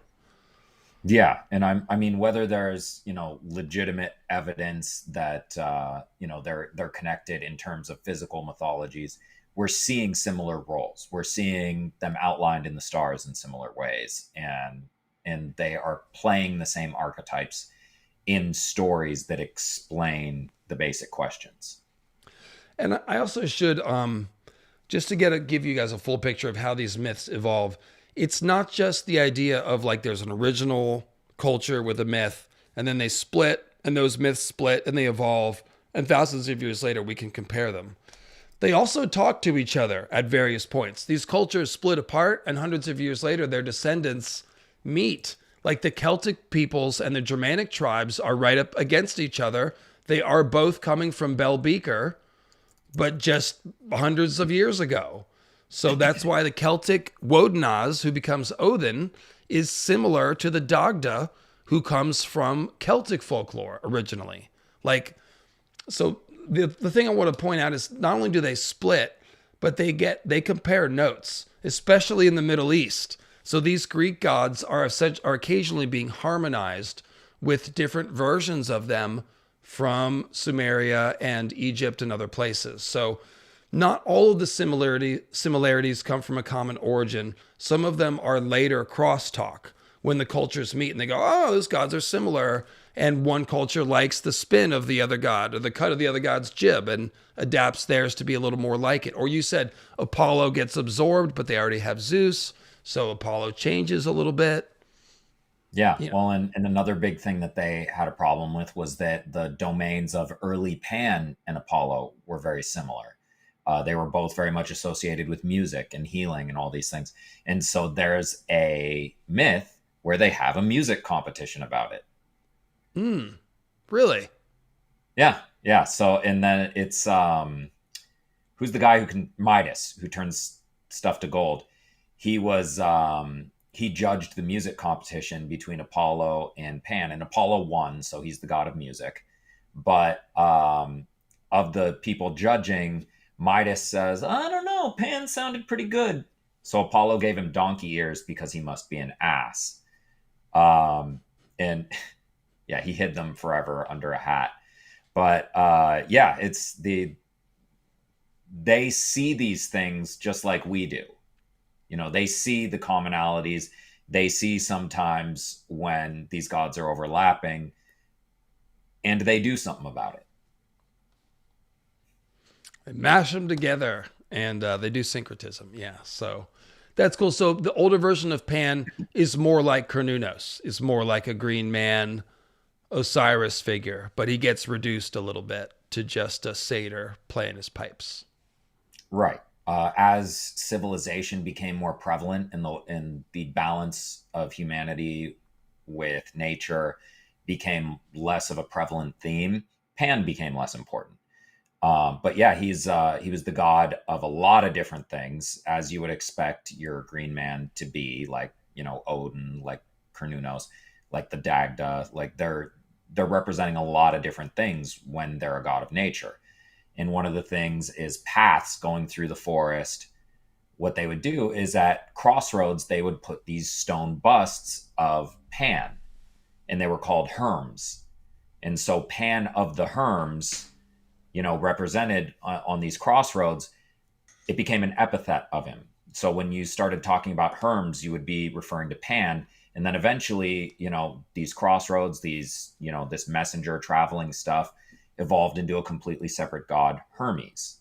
And it's interesting because they actually still kind of kept the connection in the mythology. It's just confused. In the most iterations of the mythology, Pan is a son of Hermes. So they kind of have it backwards. But it's showing the relation though. And that Right. makes a lot of sense. It really does. Because Hermes is also a psychopomp. He's also someone that can trick, like he tricks Argos of the Many Eyes to free Io. And he is Hermes is the same as Mercury. So we've got the winged feet on the swift messenger associated with communication, and like sort of spells and songs. So yeah, that all sort of fits. Um, it's very interesting. Like you used to seeing a god one way, and then you squint, and you're like, "Wait, is that the Green Man? Is that Odin? Is that?" Yeah. So cool. I'm a big fan of Mercury Hermes. So let's see. What else do we have to say about him? Well, just that we kind of fit him into the archetype of the trickster god. His story at the beginning reads more like a trickster hero until he's really accepted into the pantheon of gods. But yeah, he starts out early. Immediately as a baby, he's tricking people. He's pissing off Apollo. But yeah, it is drawing attention to the fact that he is one of the younger gods, as kind of an outgrowth of Pan. He is a baby pissing off fully adult Apollo, who was also himself an import into the Greek religion. So it's he is I do believe he and Dionysus are the two youngest in the Greek pantheon canonically. Mm-hmm. I But do yeah, think there's an interesting Azor Ahai Green Man correlation to the Pan legend of Amethyst, because he's chasing a nymph, well, that's and she Dionysus. transforms into a stone that he then pours wine onto that turns purple, right? Well, Dionysus, yeah. Dionysius, right? Right. Um, so, which is very similar to Pan, or like almost just a splitting apart of the same idea. Right. Well, and Dionysius himself was a very different god early on. I see. Um, yeah, he was originally, and he goes back to Mycenaean mythology, and then it's not clear if he's mixed with other Proto-Indo-European gods, but him becoming a god of wine is a huge departure from what he was, and there's a reason why a lot of his symbols, like dolphins and cheetahs, etc., don't really make sense for a wine god. No. So, but there's a shamanic madness associated with him, the madness of Dionysus that he puts on people who have, drunk his alcohol and all of that, and ritual to it. You know what's It's funny? Just loose thought, Sean, as you're saying this. I think I'd rather be around a sober dolphin than a sober cheetah. But I think a drunk dolphin would be more of a menace than a drunk cheetah. Yeah, because dolphins are they're like Greek gods. They're a little R wordy. They will F you up in unpleasant ways. That's right. Okay, let's reel this back in though. My brain had to fart that one out. So leaving no one satisfied. drunken cheetah would be useless. Like, you can't run at all. Look at you, cheetah. You're drunk. Yeah. You just be like, ah. So Sobriety test. who have not we talked about? Poseidon. So Poseidon's good. That's interesting because he used to be more I'm central. sorry. Before we do Poseidon, I'm so sorry for interrupting, but I've had something I've been trying to remember and I've dropped it like 5 times. We mentioned Dagda's harp and didn't talk about Rhaegar, and then we just talked about Apollo and Pan, and we didn't talk about Rhaegar. So what's the idea with bards and harps? A lot of the bardic stuff is tied to druidry, and Rhaegar, as you said, he is someone engaged in prophecy. He's bookish. He's basically an alchemist, wizard type figure. So why has he got his harp, do you think? I think to draw attention to a lot of figures that are associated with harps. So like one thing is in Christianity, because there's a lot of Luciferian themes involved in this. In Christianity, angels are known for playing the harps, and very specifically, Lucifer was the angel of music, and he had a harp. And in fact, there are a lot of associations between, the etymology of harp, hook, and, sinistra, left hand, and Lucifer himself. So that's one. But the implication is a lot more angelic usually, rather than thinking of Lucifer, the fallen angel, the, god of the underworld figure that you think of. But yeah, you will see it in these other religions. It is usually portrayed as divine much more than other instruments are. Yeah, I was just thinking about the way that, the Dagda's harp is associated with these 4 corners of the world and creation. And then we've got Rhaegar's harp, but like Rhaegar is also a parallel. He's sort of an archetype of this dragon figure. He's an Azor Ahai archetype. And there's a lot of creation involved with that. Like Azor Ahai creates the form of the Weirwood net as we know it. Aegon creates a realm. Rhaegar was trying to create this. Well, he did, I guess. He created the prince that was promised by sort of merging the ice and fire bloodlines and stuff. So that's a kind of alchemy. And then, he's the chaos comp monster that the world is made out of. Right. Okay, perfect. And then his harp, maybe in the Winterfell crypts, and the Dagda's harp. I believe when he first got it, it was kept underground, and he stole it from somebody. Isn't that correct? Yeah. So there may be a thing. The Dagda's harp comes back to him when it's summoned. It like flies through the air like a boomerang too, doesn't it? I didn't know that, but yes, it does. That's funny. Yeah, Christy, that's what we were saying with the harp being what's the name? The harp of the 4 corners. It controls the seasons. Exactly. It has to do with the cycles and the order. Yeah, the cosmic order. Music. The Dagda is very associated with cosmic order. That is like a big part of him. So, what he's done, I guess we should have to talk about Baal and Baelor really to explain the harp, because all the bards are Baal figures. And so it's kind of like it's a trickster figure that also ties into Baelor of the Evil Eye. There's 2 different ideas that are kind of merged. And Baal, as in like BA''AL. Right. Yes. Because he's a horned god. Right. So I don't know if I want to try to unravel that. It's a little late in the stream. No, we'll push that aside. But it just to keep that in mind that we're not ignoring it. But yes, Baelor of the Evil Eye, huge figure, really just a representation of everything bad about the sun. He shoots out basically like poisoned beams from his eyes, which, if you think about it, is like what the sun does. You get, the sun shoots you with light, and you can get skin cancer from that. That is like He's being kind poisoned. of like Sekhmet, if you will, like the hostile aspect of the sun, associated with blight and drought in particular. Yeah. Mm-hmm. Yeah.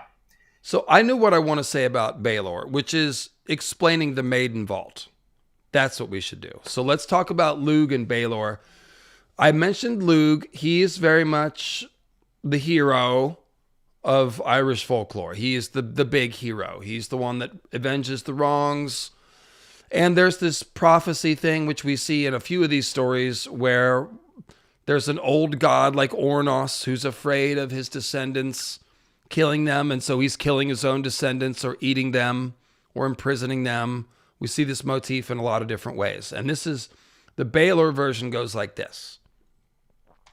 There's a druid that prophesies that Baelor, who is the king of the Fomorians, he is, yes, that is what he is. And there is a prophecy that his grandson will kill him. And so he does the logical thing and locks up his daughter, Etniu, in a tower called the Tor Mor. It's the Great Tower.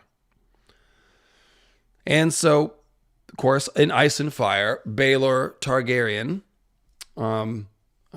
Blessed, Baelor the Blessed, he locks up his 3 sisters in the Maiden Vault so that he won't be tempted to have carnal relations with them, supposedly.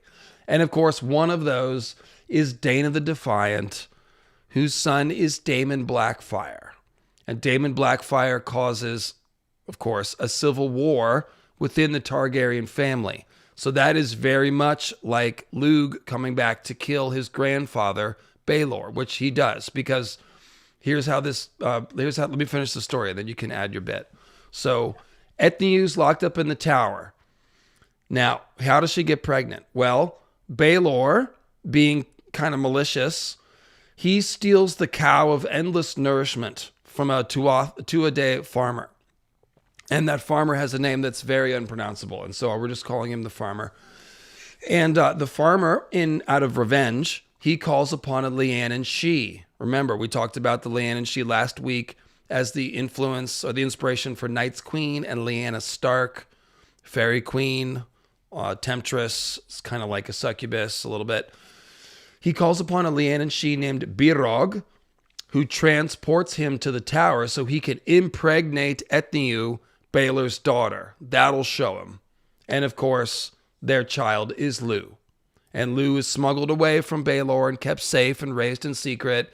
And he comes back to lead the Tuatha to a day in I think it's the second battle of Magturid, he kills Baelor. Lugh is called I keep saying Lugh. Our friend Lugh. He sounds chummy and casual to say Lugh. Old Lugh. Sweet Lugh. Like a bowler with it, Lugh monogrammed on his shirt. Totally. Just like that. Oh, did you want to add something a minute ago? So, yeah, real quick, we talked about last night how this was very much an echo of the Perseus story. And Dana the Defiant is funny because Perseus's grandfather locked up Perseus's mother so that she wouldn't give birth to Perseus, who would kill him. Exact same scenario. And Perseus's mother's name is Danae, Danae. So, yeah. That's why Dana the Defiant is named that then, yeah. Right. It makes a lot of sense. So, yeah. And then, so we've got, so this is the inspiration for the Maiden Vault, be the Perseus myth and this myth about Baelor.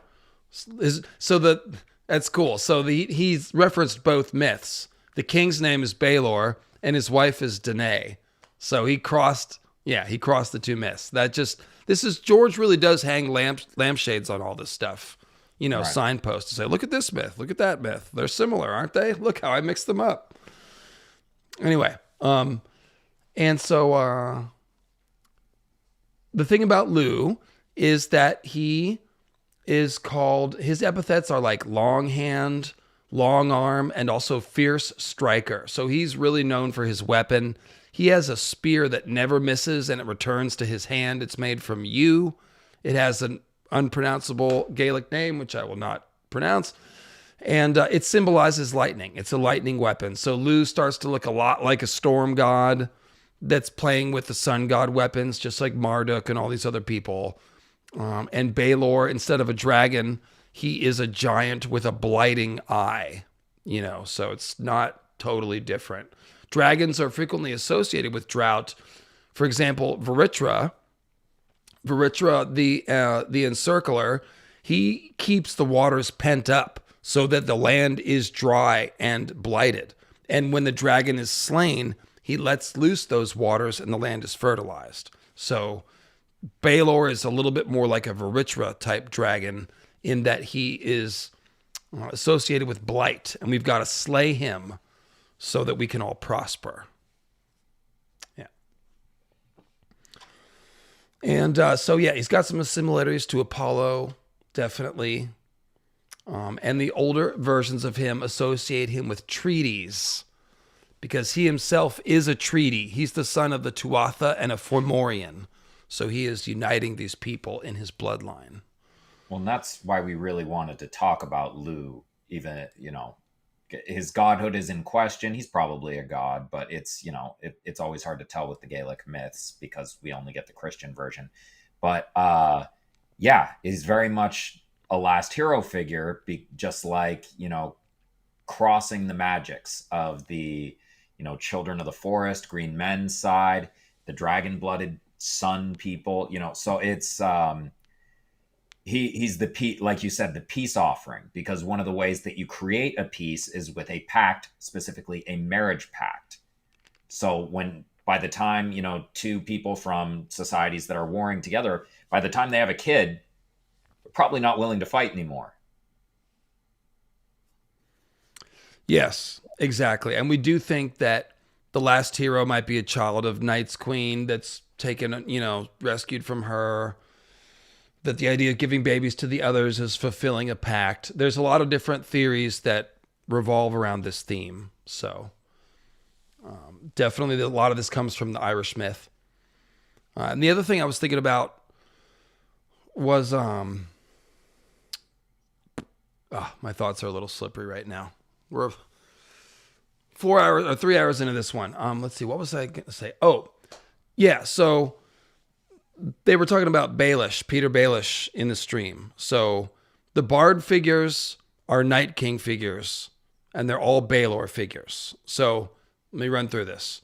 Rhaegar is a Bard. He steals Lyanna. Okay. Peter Baelish has Marillion, a Bard, at his side, and Marillion helps him steal Sansa, another Stark maiden with Persephone symbolism, just like Lyanna. Bael the Bard sneaks into Winterfell and abducts the daughter of Lord Stark and trades her for a blue rose, and then slips his genetics into the Stark bloodline, let's say, just like essentially Rhaegar did with Jon. So another Bard, another Bael. Then this all goes back to, Baelor Targaryen. He's a Night King figure because he's imprisoning women, so he's abducting women, kind of. And it's mostly the Temple of Baelor, which is an ice temple. The statue of Baelor is an ice dragon.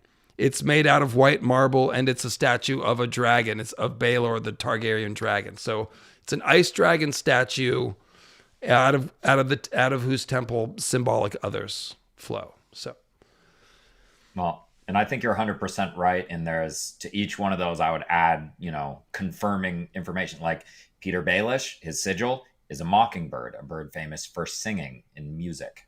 So, and not only that, but the Titan is Baelor it's a giant with the fiery eye. Appears to be one eye at first.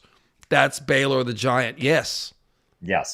Also Orion striding out of the ocean with the weapon raised over his head. With eyes that he got from the sun. Yes. They're fiery eyes, and Orion's eyes are fire. They are healed by Helios, the sun god. That's right. Right. And and we talk about like the baby snatching aspect of this. George's is slightly different, but you have the baby of Bael the Bard. It is raised by the Starks. You have the baby of Peter Baelish very possibly being Robin, because mockingbirds are cuckoos, meaning they cuckold other birds and have the other birds raise their kids, which is very possibly what happened with John Arryn and Liza Arryn, who he had trouble getting pregnant. But we know that Peter Baelish was sleeping with her. So having somebody else raise his baby there, too, another situation. We also have a Bael the Bard figure in Mance, who literally goes by an anagram of Bael the Bard, Abel the Bard. Mance and Dyla's child has been taken by Gilly. Yeah. Raised somewhere else. Jon Snow, raised by not his parents. Lou, raised by not his parents. Yes.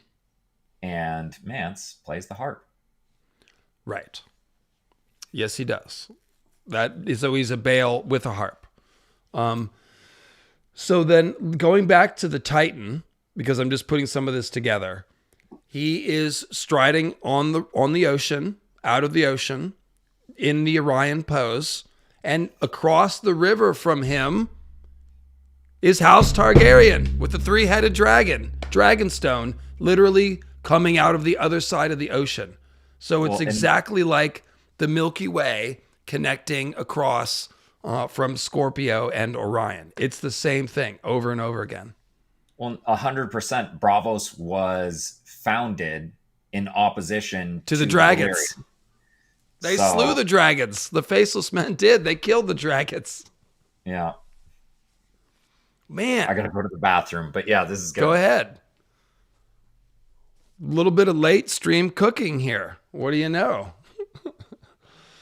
Yeah, this Dragon Slayer myth really is everywhere.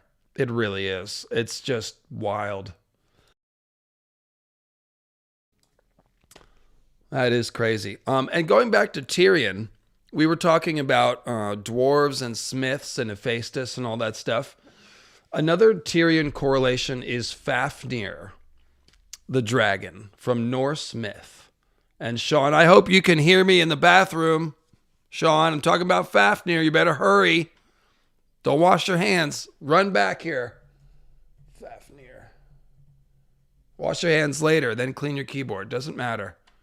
Sorry, that was gross. That's unnecessary. Fafnir. He is a dragon. The son, of Hreidmar, brother of Regin and Odr, and is attested through the Volsung saga.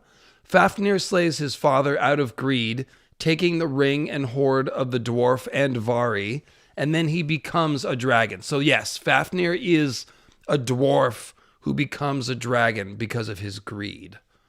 So that is... did you hear what I was saying? I heard parts of it. Yeah, run, not walk. Yeah, don't wash your hands. I still wash my hands. I'm sorry. Good man. Yeah, no. Good man. Of course you did. I knew you would. Anyway, that story is foundational for Tolkien. So very much so. Obviously, the ring. Right. And the treasure hoard Smaug's treasure hoard is largely based on that too. There's a lot going on. But yeah, Fafnir being a dragon who can sweet talk people is morphed from something else, kind of like the dragons are really Maiar in Tolkien's world. But yeah, this is the reason why Casterly Rock. This is the whole reason. It's because Tyrion is Fafnir and he lives in a cave full of gold.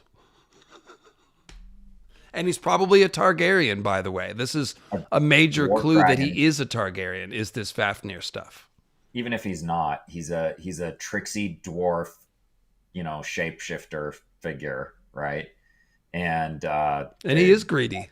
He kills his dad, and he tries to kill his brother. Oh, Fafnir slays his father. Yeah. Yeah. Wow. And then who slays Fafnir? Sigurd. Sigurd. Sigurd of the Volsungs, who Aragorn is largely based on. And Sigurd is basically like a last hero figure too. He's got the sword Graham, Right. which was pulled from the Barnstalker tree, right? Yes, but then it shattered and they had to reforge it, and it took 3 attempts. Which is more Tolkien. Oh, and Azor Ahai, I suppose. Yeah. Yeah. And we also think the last hero may have had a reforged or at least replaced sword because he breaks his sword against the others, but then he's got dragon steel later. So, Yeah. there's definitely sword reforging ideas in Ice and Fire, which are taken from Tolkien, which comes from Fafnir. 3 attempts. So there's Azor Ahai stuff. Cool. Right. Very And cool. it was Odin who shattered it, by the way. Mm. And Odin gives him a horse, a magic horse. It's a whole thing. The Embracer. Oh, that's very similar to Varitra being encircling and closing. Cool. So there you go. Little bonus god. If you eat Fafnir's heart, you can understand the language of birds. Oh, that's right. In a Celtic story, if you eat the salmon of knowledge, you learn the bird language. Yeah, I was learning about the salmon last night in a Fortress of Lu video. By the way, great channel, Fortress of Lu, obviously, if you don't know that.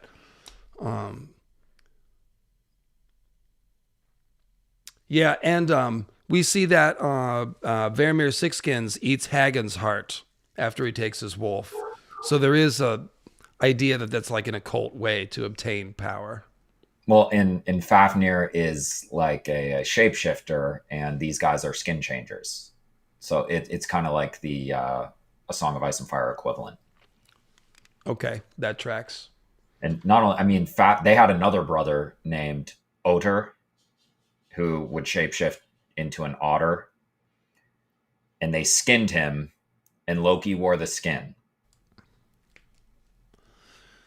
And while we're talking about dragons, I noticed something when I was listening to a dragon video from Kraken Ford. He talked about the legend of Saint George and the dragon, which is where the gargoyle story comes from also, which leads back to Tyrion. But originally, before Saint George slew the dragon was menacing the town, and the townspeople were at first giving it sheep. And when they ran out of sheep, the dragon started demanding children.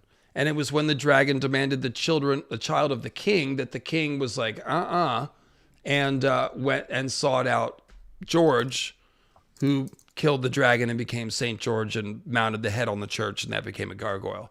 But the point is, the dragon is, remember, think about the others. It's the other way around. The others want children, but if you don't have children, you can give them sheep. So the dragon is the St. George story. It's the other way around, but it just shows you that the others are playing the same role as the dragon. Like they are this consuming monster that you've got to placate. So yeah, it ties into fairy. The others are obviously more drawn from fairy folklore, but it's they do play this similar role to like the dragon menacing the town as well. Well, and the idea is the Valyrians look like fairies. They look like she people. And the point of that is True. to associate them, because the icy she, the others, also have a lot of dragon crossover. Like we talked about it with Baelor, the ice dragon stuff. It's definitely a thing. Yeah, they're like ice dragons, totally. And Yeah. I love Barristan's armor. Danny gives Barristan white armor that's as hard as ice and snow white and stuff, but it's in the shape of dragon everything. So That's also like a huge joke that George just keeps making. Snow White, Wight. true. Yeah, we ought to think about that too. The Snow White, the whole story. Okay, let's see who we haven't done. I think we've gotten almost everybody. Oh yeah. We didn't do Ta and Ra and Khonsu. Mm-hmm. We got to go back for those 3. Nuada, I wanted to mention real quick. We can do him, and then we'll be done with Celtic. Okay. We did all this Greco-Roman. Right. We didn't do Frey or Nord. Okay. So we'll come back to them. Let's go over to Ta. There's really only a couple things to say about... I think the P is silent, right? Yeah. Okay. One YouTube video was saying Ptah, and I was like, I don't think that's right. It sounds like spitting into a spittoon. It does. Of course, he is associated with speech, and that's the whole reason I wanted to mention Ptah or Ta. He's another smith god. He's associated with terrestrial fire and smithing and craftsmen and creation. Same shit. He is also the Lord of truth, eternity, and justice. So he's got the cosmic order stuff. And one version of the creation myth has him starting it. So there is the cosmic primordial ocean that is called Nun in Egyptian myth. All the creation myths start with Nun, but different things stir out of it. Sometimes it's the mound and Atum. In this one, it's Ta. Ta is a consciousness inside of Nun. And he first dreams up reality, then speaks it into being, and then it exists. And so this is the whole thing with him, is he is associated with creation by speech and incantation, which is an important concept in Egyptian mythology and beliefs. So in Ice and Fire, we've got a lot of incantations and spells, don't we? Yes. Well, and also, like, I just want to draw this again because we were just talking about Tyrion. He's a Tyrion comp. He's naked and deformed dwarf, speaks reality into existence. That's very Tyrion. Lord of truth. Remember, I speak nothing but truth, blah, blah, blah. And then justice. He promises justice to Oberyn, Ferelia Martell, and all that. So he's doing all these things. Terrestrial fire. Like, yes, he's the one who lit the wildfire in the primordial waters because he's from the primordial waters. He even goes down into the alchemist cavern to get the wildfire. Yeah, that's good. That's nice. I didn't even think about that. I don't think it's silent says Set Imhotep Makaru.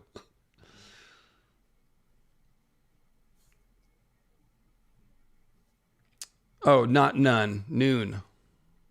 Noon. Okay. Oh, got it. Yeah. I was Like a thinking noon none because packet. it's, it's the chaos ocean. So it's nothing. It's nothingness, but it's not. It's noon. All right. Oh, I guess like newt instead of nut. So newt and noon. Very good. All right. It turned me into a newt. I got better. So that's cool. So Tyrion, since George was doing the Hephaestus stuff with Tyrion, he was like, well, what other Smith gods do we have? And then he just layered some of that on there. Very cool. And then Ra Atum, he really is the sun god of sun gods. No other sun god can compare. Sorry, Shamash. Sorry, Utu. Sorry, but like, no. Sorry, Amaterasu. You're beautiful, but go back into your cave because Ra is the sun god of all sun gods. He is a giant golden bird, and the sun's rays are his wings. That's terrifying and awesome. Like, I think this is the best conception of the sun of any mythology. A giant, freaking, crazy bird. Like, yeah. He's such a sun god that he has an extra sun god that's just his eye. Yes. Yes, so these first two children go missing before there's an earth to live on. And he sends one of his eyes flying around to find them, which it does, of course.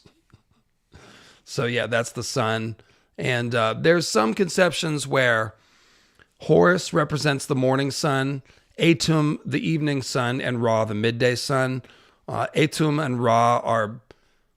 Ra is a facet of Atum. Like in a different creation myth, Atum is like the thought inside Noon, and Ra is the manifestation. So they are one and the same, pretty much. They are syncretized. So you've heard Atum Ra a bunch of times. So it's basically the same thing. Horus, also a sun god, though, too. Horus inherits that solar You king. brought up Sekhmet, like earlier when we were talking about Sekhmet is the manifestation of Ra that is the destructive aspect. Yeah. right. So, are we? I do think there is Ra symbolism in Ice and Fire. Where is it though? There's a lot of it in geese. So they have like, the harpy, a bird woman who is like their sun goddess at the top of a golden pyramid and all that. She'd almost be like Sekhmet. Yeah, like a combination of Sekhmet and Ra, really. I think he uses it phonetically somewhere. Huh. I don't I think would not that's be surprised. Rhaegar, but somewhere we found Ra hidden in somebody's name or something. But I can't I'm remember. drawing a blank, but Yeah, yeah, I sorry. mean, it would not surprise me. Like there are, anytime you're going to see like desert religions, you're going to see an association with, you know, this the desert polytheistic religion in A Song of Ice and Fire. I'll see if I can think of it by the end of the stream, which is coming up shortly. But yeah. And then why Ra. don't you talk about Kansu? Oh, Khonsu's super interesting. Like a lot of these gods, that it started out as like a cult where he was the main god, and then got syncretized into the pantheon where Ra is the main god, and they have kind of a progression. But again, another falcon-headed god like Horus and Ra. He's linked to Horus pretty heavily, not just because they're both falcon-headed and both moon associated. He is a moon god, but he, in the myth we talked about, he spun Horus's eye out of the moon. So they have a very direct connection as well. Time, travelers, new light or new life, all aspects of Khonsu. There's also a version where he's like the protector of the pharaoh, where he's a healer. He has fertility connotations, and he's the great snake who fertilized the cosmic egg. So he's a very interesting figure. He was kind of boiled down to a god of time and cycles in the moon in later versions. Yeah, he's got a lot of cool like mystic ideas, mystic moon witchcraft kind of stuff going on. The answer is Rhaenyra. Mm. Rhaenyra with the golden dragon. Yeah. I think that's one of them. People are also mentioning Doran Martell. Obviously, Dorne be the place to look for the sun symbolism. Right. Azor Ahai has Ra in the middle. But I think Rhaenyra was the one I was thinking of. That's a good one. Yeah.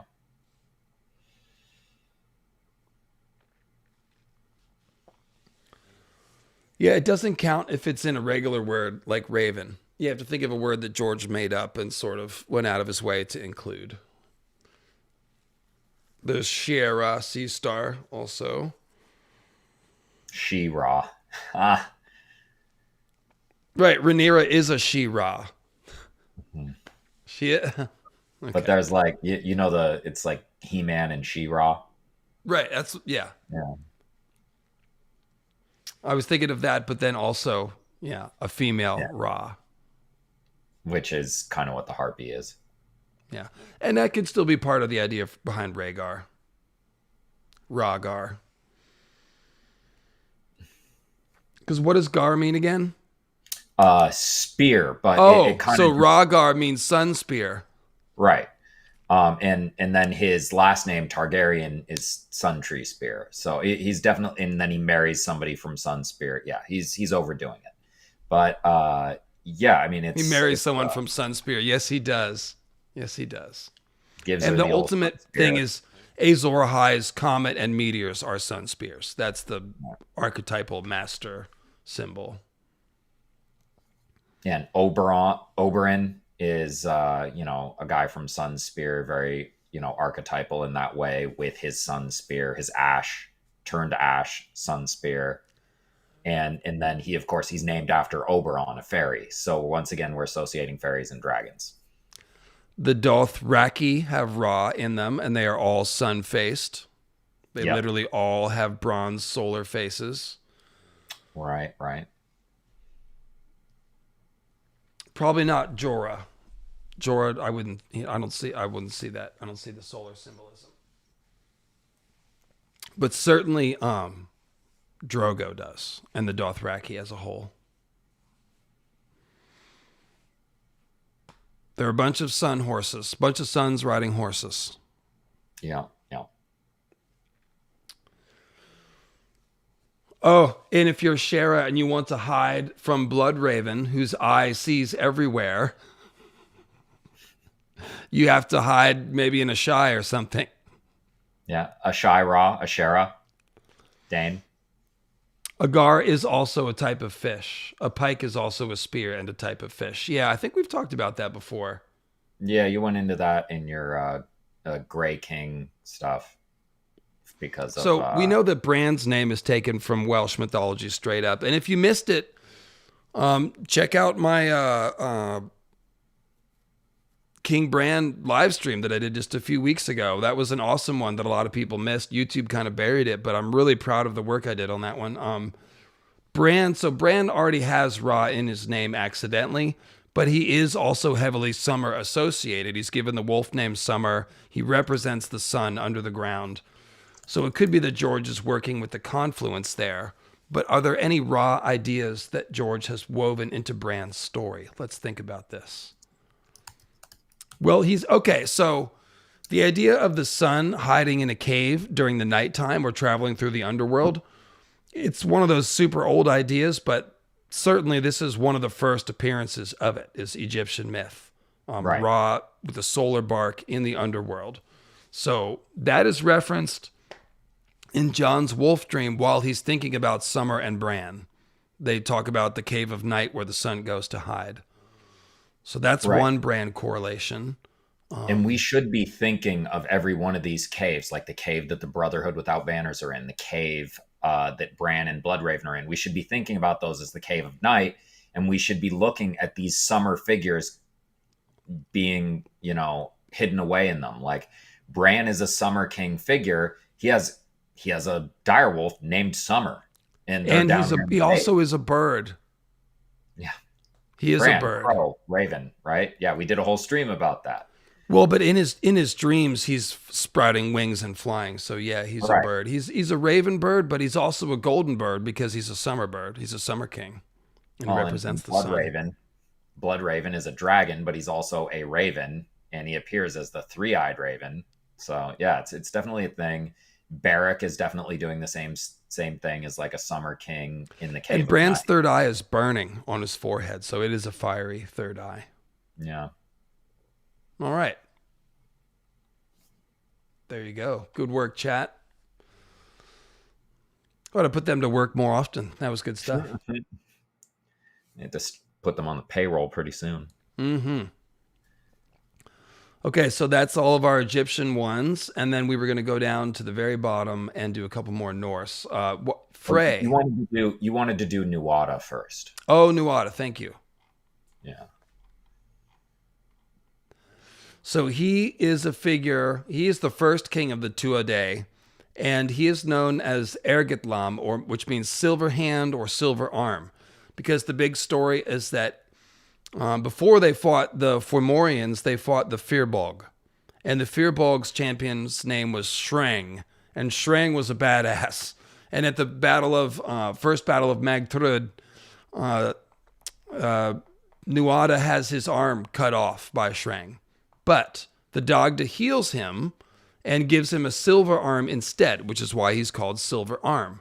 The problem is, he can't be king anymore because his body is not whole. And so that is not acceptable. And so this makes you think of Jaime, obviously, who is a great warrior and who looks like a king to Jon when he meets him at Winterfell, who sits on the throne for a hot sec before Ned scowls at him. And in early drafts was going to quest after the throne directly. So Jaime is a king that isn't sitting on the throne. And what happens? He gets his hand cut off and he gets a golden hand, and people call him Golden Hand. So it's very similar to Nuada, not being able to be king because of his injury, but nevertheless being restored in some sense. Well, Nuada is a god of justice, and he kind of passes that on to Lu. But the idea is like Jaime wants to be called Golden Hand the Just. Like that was in his head. And when he loses his hand, he thinks like, oh, like what am I? I'm nothing without my hand. Like I can't do any of the things that I used to do. Like Nuada can't be king. Yeah, it's all very it's on the nose. Obviously gold for the sun rather than silver, which is typically more associated with the moon, but it's the same idea. And so we've also the hand chopping also reminds us obviously of Tyr, whose hand was bitten off by the wolf Fenrir, and Jaime connects his hand that was chopped off to the hand that pushed Bran out the window. So that's attacking a wolf, very similar. That's a very old one that people are aware of, but it's cool that we've added this other thing for Jaime. We've added Ares and Nuada to Jaime. Of course, Narcissus is for both Jaime and Cersei. And then we've Achilles is also a Jaime one. Because the whole point of Achilles is it's a caution against anger and pride. That's essentially the character. And that's definitely Jaime. So it's so good. The opening line of the Iliad is, and I just did this chapter reading in my Patreon, but yeah, the opening line of the Iliad is so good. Wrath. Something about the ruinous wrath of Peleus' son Achilles and all the evil it brought down on the Achaeans. And it's such an epic line, but it's exactly what you're talking about. And it's indicative of his entire arc. And it's very Jaime. He's trying to overcome that. But yes, we see it come out. We definitely do. So there you go. That's some pretty great stuff, some ice and fire correlations, and let's go down to Frey. Of course, House Frey in Ice and Fire, directly named after the Norse god of fertility. And there's Frey and Freya. There's a little, not sure how it's a little rolled R or something in there, but these are both fertility gods, male and female. And of course, House Frey, very fertile, millions of children. Well, and something that's interesting that we brought up here is that Frey was part of a peace treaty. He was given to the Aesir gods because there was a war between the Aesir and Vanir gods. They gave, was it Mimir to the Vanir? I don't remember. But they gave Frey to the Aesir. And because his father was king of the Vanir gods, Nord, who we'll talk about next.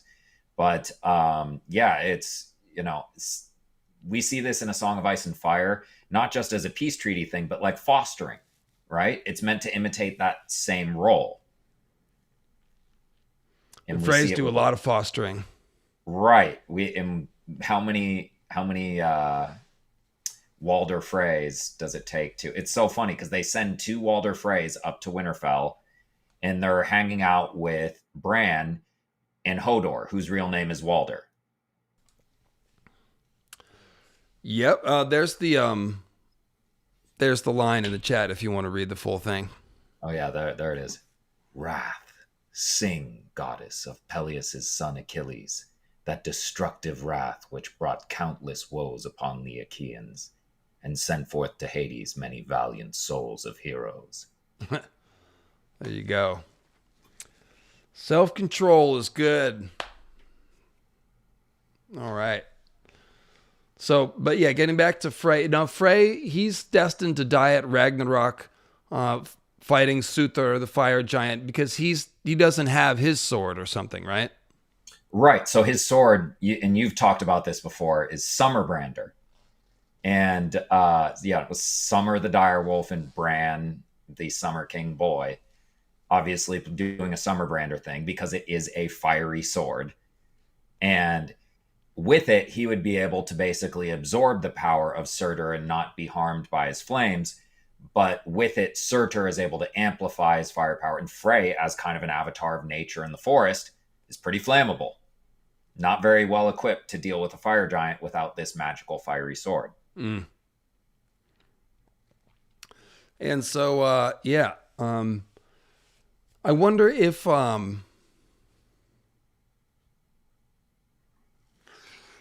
because the 2 Suthor characters are Jon and Stannis, and I'm just wondering, will either of them get to kill an important Frey? Because we've talked about the Rickon foreshadowing, but well, even if he doesn't kill a Frey, what's about to happen is Stannis is about to have a pitched battle with the Freys. Oh, that's true. Oh, that's it. That's the correlation. Duh. Okay. I'm sure he'll kill somebody with his sword. Yeah. Maybe we'll see Black Walder or one of the Freys leading out, like lose his sword in the lake or something, and he won't have it when he gets killed or something. Probably, Oh, that'd be good. yeah, we should look out for that. That'd be good. Well, and also the way I see it is, like Stannis isn't like a frontline soldier or anything. So like what I would assume is he wins the battle, and then he's bringing northern justice to these people. You have to be the one to swing the sword, so he beheads a Frey here or there. Let's check the etymology behind Mimir. I think I just said entomology. I was thinking of tree ents. I was thinking of Entenmann's because pastries. You want some donuts? The proper names Mimir and Meme present difficulties for linguists. However, generally accepted stems from a reduplication of PIE Zmer, meaning to think, recall, reflect, worry over, compared to Sanskrit Smarati, Avestan Hismaratai, Greek Mimero, Gothic Mornon, and Mimir and Mim are therefore unlikely to. That looks awfully like mermaid. And mermaid is a Greek word. It does live by a well. Well, it's Greek Latinized, but yeah. And then they were asking about is that connected to Merlin? That probably not. The etymology of Merlin is going to be different. So Merlin is complicated. Merlin is like Seawood was his original, but he was originally probably had a more Celtic Druidish sounding name. His name Myrddin or Myrddin would be. Yeah. So not until it was like Latinized by Geoffrey at Monmouth. Madman. So it's a shaman. Yeah. It's a shaman description. Yeah, madman. All right. Mare, meaning mad, and Welsh din, man. Can we get a mermaid version of Merlin? Yes. Well, George did that with House Merlin. Yeah. Well, he loves to just take a story and combine two of the main motifs. So you have Merlin and the Lady of the Lake, and why not just combine them? Why not? And then Nord of the Fjords. Nord of the Fjords. He's in Nordic, obviously, same root word. Right. Because he's a very important god. He's not one that we remember that much because Odin's just so much more interesting. But he's the king of the Vanir gods, which really just means like the gods who are more elven. He's the father of Frey and Freya. His wife, God, was that? Is it Ran? No, it wasn't Ran. I forget. But anyway, he's known for throwing extremely wild parties. He's a pretty typical god of the sea. He's sometimes even pictured with a trident. He has underworld associations for those who die at sea as well.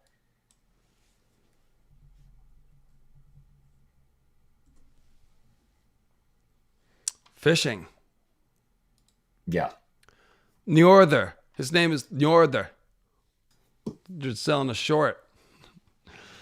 Let's see. He is Skadi. That's the giantess Skadi. That's his wife. Who is kind of Knight's Queen. Right. Interesting. So he's kind of like the North Sea, maybe? Or I guess the sea is cold in, Paris, so it just is. Yeah. That makes sense that their idea of the sea would marry like the winter goddess. Yeah, I wouldn't want to go swimming in that sea.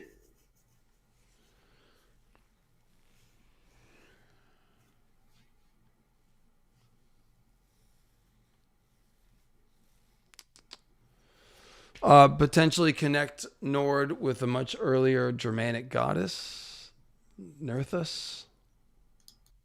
Okay. All right. Well, I think that about does it, Sean. Yeah. I mean, he's Poseidon's a lot more complicated. Nord just fits in that box. Yeah. Well, this has been almost 4 hours of mythology. So, again, if you appreciate that sort of thing, please help support the channel. Like and subscribe. You can join one of our Patreons or join as a channel member squisher. Any of those things are appreciated. And congratulations to the t-shirt winners. Again, we'll be emailing you at the email address you left with us on Patreon. And yeah, those were, I'll just announce them again. Ricky and John and Leah. So there you go. I'm working on the Blood Raven's Cave video. I'm hoping to have that out by Thursday morning. Don't hold me to that. It's a bit of a big bite to bite off, but I'm going to try. So there you go. And yeah, please refresh the stream and refresh the stream and scream a comment in the no, don't scream. Don't caps lock me, but leave a comment. All right. That was smooth. Much appreciated. And I did want to have part 2 of Beowulf out today, but it's probably going to take another day or two. I will definitely have it out within the next couple days. It's almost done. And appreciate it. Please watch my video. Gosh, how can they know when your video is released? Oh, I know. If they went and subscribed to your channel and click the notification bell and make sure notifications are set to all, their YouTube app on their phone will tell them when your video drops. I should really learn that spiel and get all that information out and get used to that. Many spiels to spiel. Yeah. Cool. So let's see here. I think OKC won by like 30 something. It was bad. I checked in the fourth quarter. I checked. So I guess the real story is, is Aaron Gordon going to have his leg amputated now? Yes, but he'll gain cosmic sight about it. Did he make it? Let's see how many minutes he played. No, he's a blacksmith now. He played 25 minutes. I don't know how. 11 rebounds. Jeez, man. Jokic only had 20. Yeah, rough game. They D'd him up. Shea dropped 35 on 12 and 19.